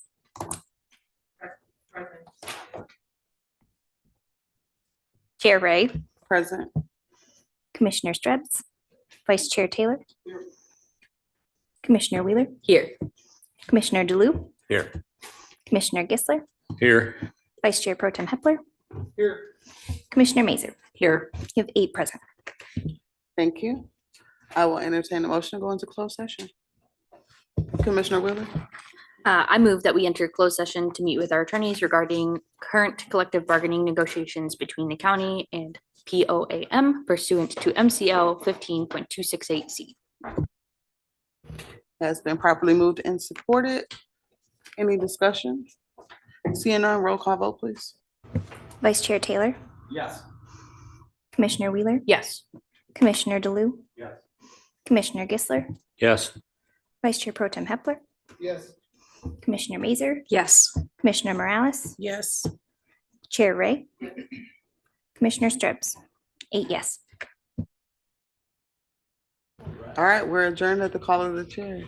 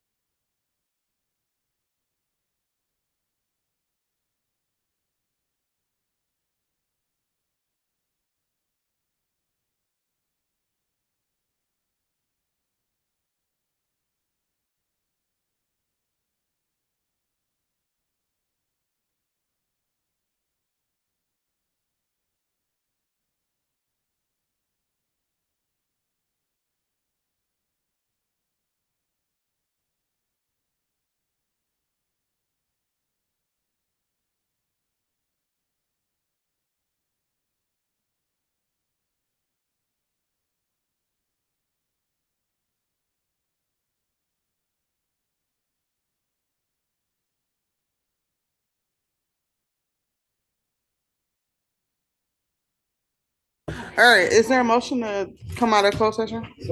Support. It's been properly moved and supported. Roll call vote, please.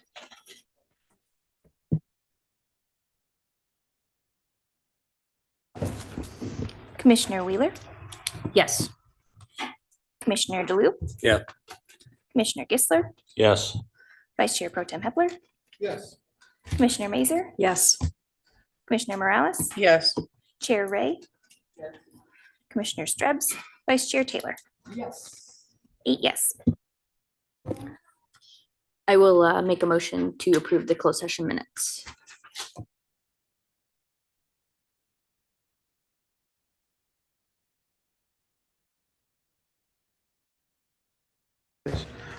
Properly moved and supported. Any discussion? All right, do we need a roll call vote for that as well? No? Okay. All those in favor? Yeah. Aye. Any opposed? All right, the minutes are approved. Let's see. Moving along to item number 5. We don't have any proclamations. Item number 6, communications. We have one from Osceola County Resolution Letter opposing changes to SHIP MIPPA, November 20th, 2024. Are there any other communications from commissioners? All right, seeing none, we will move to item number 7. I will entertain a motion to approve the November 19th Committee of the Whole and regular meeting minutes. Moved by Commissioner Morales, supported by Commissioner Wheeler. Is there any discussion? Seeing none, all those in favor say aye. Aye. Any opposed? The minutes are approved. Item number 8, approval of the agenda. Support. Madam Chair. Yep, I got an item, yes. Oh, thank you. Human Resources desires that item number 1214 be removed from consideration at this time. Yep, okay. Thank you. All right, so I will entertain a motion to approve the agenda as amended. Commissioner Wheeler? Support. All right, moved by Commissioner Wheeler, supported by Vice Chair Pro Tem Hepler. All those in favor? Aye. Any opposed? The minutes are, or the agenda is approved as amended. All right, we will now be entering public comment time. This is a time when anyone may address the board on any topic. If you would like to address the board, please come to the podium and state your name. Please limit your remarks to 3 minutes. Your time will be displayed, and when your 3 minutes are up, your time to speak is finished. This is a time to provide input in a respectful and professional manner. John, would you like to give public comment? No? Okay, it's good to see you. All right, so it looks like we have no public comment. Thank you. We will move right along to item number 10. Vice Chair, will you take us through the consent agenda? Gladly. Thank you, Chair. Under administration, we have a request for approval of an advance ARPA payment request for Cope Networks in the amount of $53,724 to support solar panel acquisitions for their new facility. Board of Commissioners, request for approval of appointments to the jury board. Request for the review and approval of fiscal year 2025 food assistance employment and training FAE&T program, Michigan Works. Request for a review and approval of food assistant employment and training plus program for fiscal year 2025 Michigan Works. Under Circuit Court, we request to enter into a contractual agreement between Ninth Circuit Problem Solving Courts and Serenity Healing Counseling Centers LLC. Under Finance, recommendation for approval of accounts payable and payroll disbursements. Request for approval and signature of Staples contract. Request for approval of appointment of public employees 457 governmental plan trustees, KCSO. Request for approval of various budget adjustments and transfers, housekeeping. Under Health and Community Services, request for 1, approval of Caregiver Resource Center Grant Amendment number 2, and 2 for the Health Officer Director to sign an amendment with an E-Grams on the county's behalf. Request for acceptance and signature of fiscal year 25 County Veteran Service Fund Grant Agreement. Under Housing, a request for approval and signature of a housing fund agreement with A&R Kalamazoo LDHA LLC. Request for approval and signature of a housing funding agreement in the amount of $900,000 with Scott Oakland Drive LLC. Under Sheriff, request for approval of position elimination and creation control center operator to corrections clerk. I move that all items be voted on at one time and be considered by a consent agenda by the board. All right, it's been properly moved and supported. Roll call vote, please. Commissioner Mazer, Amy, I'm sorry, yes. Commissioner Morales. Yes. Chair Ray. Commissioner Strebs, Vice Chair Taylor, Yes. Commissioner Wheeler, Yes. Commissioner DeLu, Yes. Commissioner Gisler, Yes. Vice Chair Pro Tem Hepler. Yes. 8 yes. Thank you so much. Item number 11, we have no unfinished business and general orders. We also have no new business. So item number 13, we will now be entering public comment time. This is a time where anyone may address the board on any topic. If you would like to address the board, please come to the podium and state your name. Please limit your remarks to 3 minutes. Your time will be displayed. When your 3 minutes are up, your time to speak is finished. This is a time to provide input in a professional and respectful manner. Are there any members of the public who wish to make public comment at this time? All right, seeing none. We will move to item number 14, reports of officers, bodies, administrator, controller. I don't have a report. Congratulations to everybody on your reelection. Congrats on almost 20 years. You're not gonna come back on the 30th? No, I won't be here on the 30th. But yeah, that's all I have. Vice Chair? Really quick, I think we had another good meeting tonight. I was really pleased with the way that we worked together with that final ARPA and gave direction to the administrator. And then also, I was really pleased with the way that Commissioner Gisler and Commissioner Mazer worked on that senior millage allocation and brought it back to the county board. I felt a lot more confident, and I didn't dig into it as much as I dig into a lot of the other stuff, because I know you two were working on putting that together and had some input from commissioners. So, and thank you, Lindy, for putting that together. I think you did a good job on that. So that's it. Thank you, Vice Chair. Vice Chair Pro Tem? Thank you, Chair. Thank you all tonight. I was very surprised for the honor of being an old person, and no, it's all good. And the service award for being here for 20 years. So thank you. Thank you very much. I do appreciate it. I want to thank the board for all their hard work that we do constantly, and our administration and their hard work. All of our staff that continually works to make this county work as good as it does. Again, I'm very proud of all of the accomplishments that this county board has put forth for the county of Kalamazoo. Particularly thank our administrator and his staff for all their hard work, being responsive to us when we have questions or when we have thoughts. So it's important that we function well as a board to make this county the best place to live, work, and play. I continue to want to remind us to thank our men and women who protect us here and abroad, our military folks, and tell them thanks when you see them, our fire and police and our medical people, as they are out there constantly every day, striving to keep us safe and take care of us when we need it. So when you see them, please take a minute to thank them, and thank all of our county employees for their hard work and keeping the county going. Thank you. Thank you. Administrator? All right. Thank you, Chair, Vice Chair Pro Tem, Commissioners. This evening, want to certainly thank you all for the support and the consideration. I think, like I told everyone, I just love working here and love working with this group. Delighted that everyone was reelected, including our countywide elected officials. I think, 6 years of consistent, stable leadership is just, we're going to do phenomenal things as a team here. So we're excited. And I think, as the public can see tonight, we were just rocking and rolling. Seriously, we approved some ARPA funding, got that all situated, disaster relief funding recommendations. So we'll be working with Senator McCann's office. Just a lot of work is being done, for the benefit of the public. So we're happy to continue supporting that and the initiatives of this body. Just a couple of, well, I'd say several updates I want to give you and some reminders. One of them is coming up next week, next Tuesday.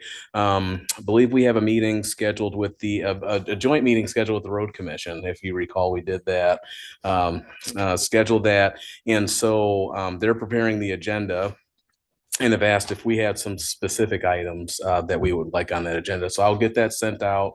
If you have any modifications, I'll just need them by Friday because we have to post the agenda by Friday. We'll be meeting out at the Road Commission. And so right now, what they have on the agenda, and again, I'll send this out, but they have the vacancy protocol, that resolution that was passed. That'll just be a quick overview.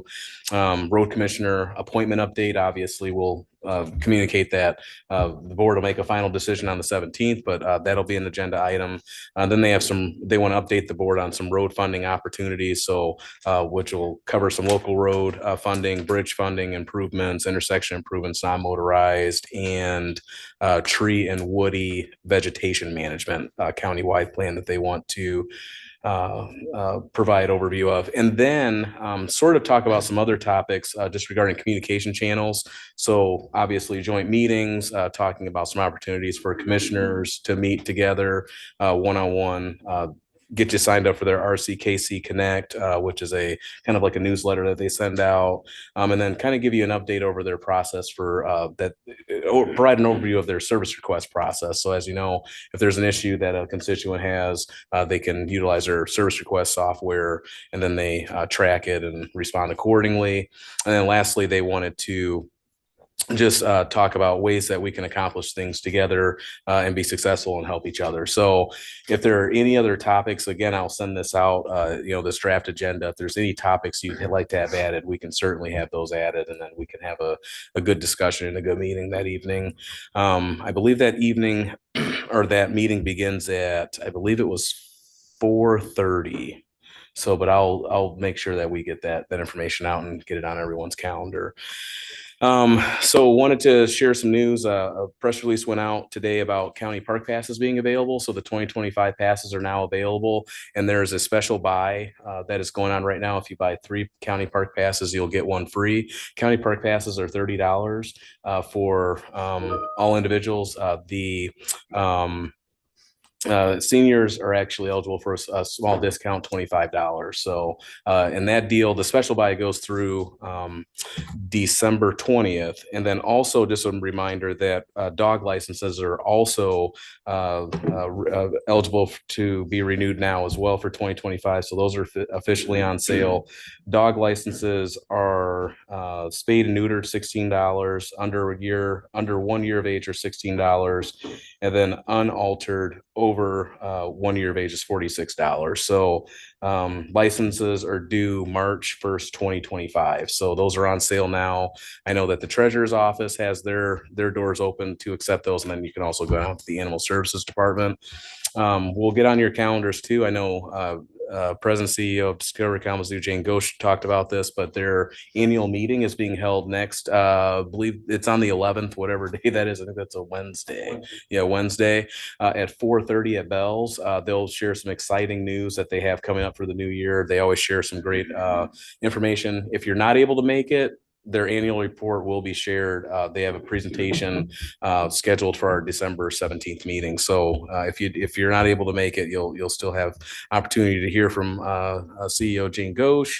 And then lastly, we're excited, really excited about this, to share that this has taken, I think Deputy Administrator Cole has spent a lot of time on this, the Employee Assistance Emergency Fund. So That fund has finally been finalized for the tax-free program. So that information just went out to department heads and deputy department heads and leaders today to share with their employees for the tax-free program. It has to be shared that way because it cannot be advertised as a county benefit. Otherwise, then it becomes taxable. So it gets super complicated with this. So that part of the program is out, and county leaders have that to share with their respective employees. We are offering, per board direction, a program that is taxable. That program is in the final steps of being finalized, and Deputy Administrator Cole is working with the EAF, the Emergency Assistance Fund, to get that program out, and then we'll be able to get that released so that employees have access to much needed assistance through the taxable program. So we can send you a list of qualifying events for the taxable program. Then once we have the non-taxable program and then the taxable program, we can send you a list of qualifying events for that too, once that program is finalized. So we're excited about that. And I think that employees will definitely utilize that fund. We've gotten a lot of inquiries on that. So that's all I have. Happy to answer any questions about these topics or any others I did not cover. Thank you, Administrator. Commissioner Duluth, and then Commissioner Wood. Actually, it's more of a question for this board, since the administrator brought it up about the road commission again. Serve on the board appointments committee. We had 2 openings, so we normally would double the amount of openings we have for interviews. But we picked 5, which is more than double. Had no idea that 2 out of the 5 were going to pull out. I just want to know, we had 8 applicants. Does this board want to reach out to 1 or 2 of those people that we didn't pick? Or are we satisfied with the 3 we had tonight and make a decision then? I'm sorry. I would personally love to reach out to more. That's just my opinion though. I mean, might as well try to give as many people as possible an opportunity since those people backed out, so.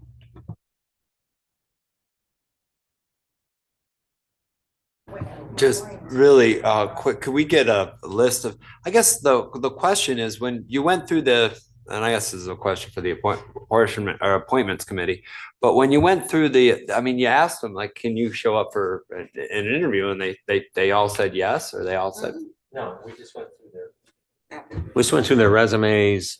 We didn't actually talk to them at that time. We had 8 people apply. We looked at the 8 applicants and picked 5 that we thought we should move on. And we just assumed that they were interested because they applied.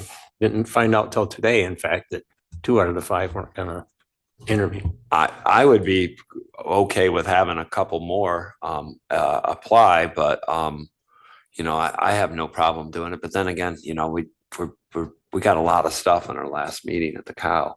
So I mean, I don't know. I'd like to see 1 or 2 more. That's just my personal opinion.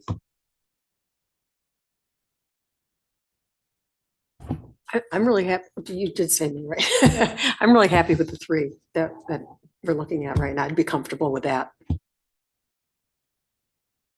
Thank you. I wouldn't mind seeing another 1 or 2, but I'm concerned about the fact that they won't have a quorum. Well, they won't have a quorum if we don't pick somebody so that they would have a quorum for their January meeting. Which I don't know, maybe administration can maybe clarify how that might work out. So would the incumbent just continue to serve until we appoint somebody else? Yes, Madam Chair. That is Oh, well, correct. they'll have a quorum. Yeah. Yeah, and if we do it next meeting, it'll be before January 1st anyway, but they would still have a quorum. But if we don't have somebody picked, I'm sorry. If we don't have somebody picked by that meeting, then they, as he said, they probably, or as our council said, one guy would continue to serve, but they would be short 1, so they would only have 4. Well, I don't see why I'm the just other thinking one. out loud here, so don't shoot the mailman. I'm just trying to do the numbers here. So I'm not sure how that's gonna work out. It might be an issue. Well, 4 is still a quorum, but we could still appoint at the next meeting. But also, I don't see why the other guy couldn't keep serving too. He's been out of district for a year. To serve after this year, or just to? Until we appoint somebody. Yeah. I know it says that. Commissioner Gisler. Thank you, Chair. Yeah, I disagree with John on this one. I'd rather take the three that we've already had a chance to see in the flesh, and let's go from there. It was not a careless thing to peel it down to five. Actually, there were some good candidates, and now only three of the five good candidates have bothered to, pursue things further. And today I sat in at the online, and they have five people on that board, and there were only three there for the first, I don't know, 15 or 20 minutes of a half-hour meeting, and that's barely a quorum. So they're not flush with people that get there all the time, and especially now going into the holidays. I just as soon see us take a look at the three we interviewed and make a decision. All right, thanks Thank for you. your input. Commissioner Morales.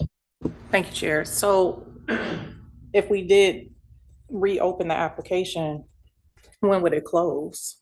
We're not talking about opening the application. So what he's saying is the Board Appointments Committee looked at all the applications. It was 8 applications. Because it was only 2 seats, we narrowed it down to Right. 5, 3 dropped out. So we're not asking to open up the Oh, okay, process. so we're just Just re-looking at considering it. those other 3 applicants. Okay. Vice Chair. What if we meet in the middle and we just say, ask the interview committee to just pick one person for one more interview? That way we're interviewing double the number, but instead of going for 2 more. But they already went through the 8, picked the top 5. So, I mean, that's where I'm leaning, but if I get outvoted, I'm okay with that too. All right, that would make sense. Bill, or Commissioner DeLu, when does that committee meet again? The road commission? Next Thursday? No, the Oh, board appointments. next week, Thursday, yes. Oh, okay. But Yeah.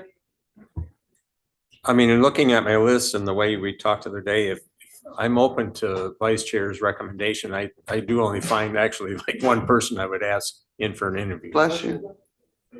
Okay. So. All right. We could just. Can we just invite that person for an interview? All right, Dina handle that after this. Lots of discussion on this. Mhm. So we have more applicants to interview. I appreciate that. So you can give the name to administrator. All right. Commissioner Wheeler had a question too. Thanks, Chair. I was just wondering about this road commission meeting when it was set, and I don't know, I guess I'm just a little frustrated because this is the first time I'm hearing about it. And it's not enough notice for me to take time off work because I'm gonna have to, because I want to be present, because this is really important to me. I don't know, I just feel like we're giving them a lot of power, and this needs to be a cooperation and not just them being like, you guys get to show up on this day. Because the other thing that I'm worried about too is if need be, if we have a quorum, because again, it's a week out, it's at 4:30 in the afternoon on Tuesday where we're usually not scheduled to meet. So that's kind of where I'm at. Absolutely. So Commissioner Wheeler, yeah, I'll say that this is totally on me. So I had met with board leadership and we had come up with a day, and then I failed to communicate that day to the entire board. So and we decided, actually, I looked at their agenda, I'm getting ready to send it out, but it sounds like it's actually scheduled at 4:00 p.m. on next Tuesday. And so yeah, we had met a while back, and anyway, I was just reminded of the meeting actually by the road commission. So we can certainly have additional meetings with them. This is part of a resolution that was approved way back in 2014. My understanding is that the board may have had maybe 1 or 2 or maybe 0 meetings in compliance with that resolution. So this is really the first one that's going to occur. I will say that they're open. The road commission is certainly open to hosting more, or we can even host them here. So this wouldn't be the only opportunity for a joint meeting. They're supposed to occur at minimum once per year, but we can certainly host more. And then we chose an off week meeting because the road commission actually inevitably, they meet the same day as us. I think it's at 3, and then so it's actually, it's a huge challenge, and we're trying to get it squeezed in. So apologies on that, but certainly if you cannot make it, I would encourage you, send me, we can certainly, the rest of the commissioners, myself, we can share concerns, at least discuss those openly, and then we can reconvene another meeting too. So, okay. Thank you. Commissioner Wheeler with a different time, if it's the same day? No, because, Okay. working at the fire station, we work 48-hour shifts. So, Oh. yeah, so I'm there for 48 hours, but I appreciate that though. I appreciate it, so. What day are you off next week? Monday, Thursday, Friday. Monday, Thursday, Friday, that's a No, lot of it's days. okay. You don't have to move it because of me. It's okay. Can we just check? It hasn't been posted yet. Because none of us had it on our calendars, right? I mean, I remember us discussing it a month ago and I didn't have it on mine, so. If we can maybe see if they're willing to change it to one of those days. So Monday, Thursday, or Friday? Yeah. Thank you.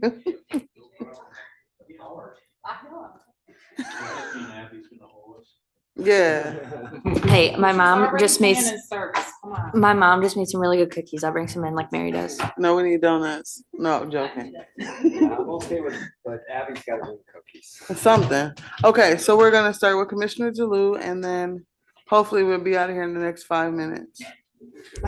We will be, because Commissioner Hepler's already spoken. So anyway, on that note, I want to congratulate Commissioner Hepler. I can't imagine doing this for 20 years.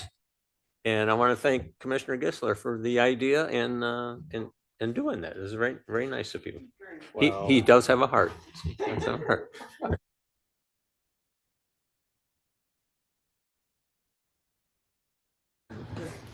Thank you, Chair. I'd like to say the idea came from John.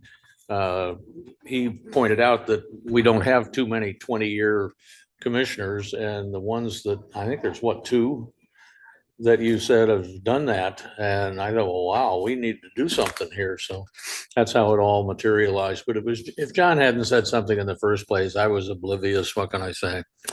I have 3 quick things. One is that group that meets on second Mondays at 8:30 at Michelle's that I operate is going to have Dave Ike, a retired attorney and a pretty bright guy. He's a neighbor of mine.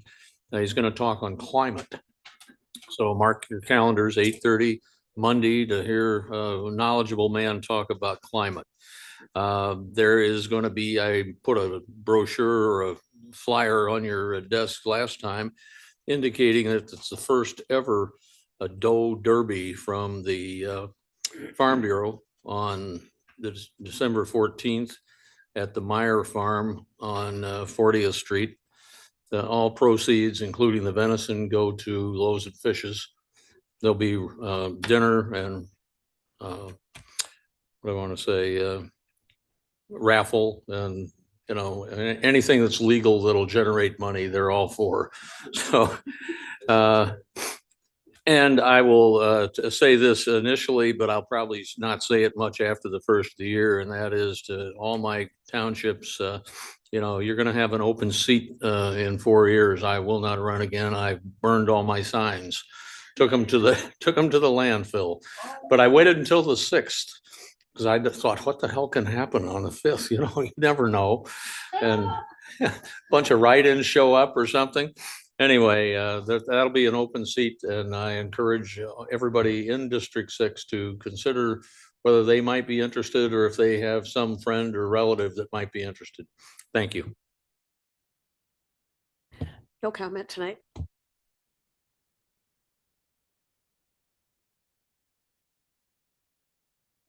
Okay, good work tonight. Thank all my service people. And Commissioner, Vice Chair Taylor says something that I have been thinking about as far as DEI. And I just want our county and our employees to know that regardless of what you're seeing in the media on DEI scale backs, as long as I'm sitting on this dais, I will not support that. So you can count on us keeping all of our DEI efforts and protecting all of our employees in an equitable and transparent way, regardless of how you identify your skin color and everything in between. So I think that as we go into 25, that was important. Have a good night. Yes, thank you. That was great. I don't have anything tonight. Just thank you, everybody, for your hard work. Apologize I wasn't here for committee of the whole, so thank you for holding it down and have a great night. Drive safe. Thank you.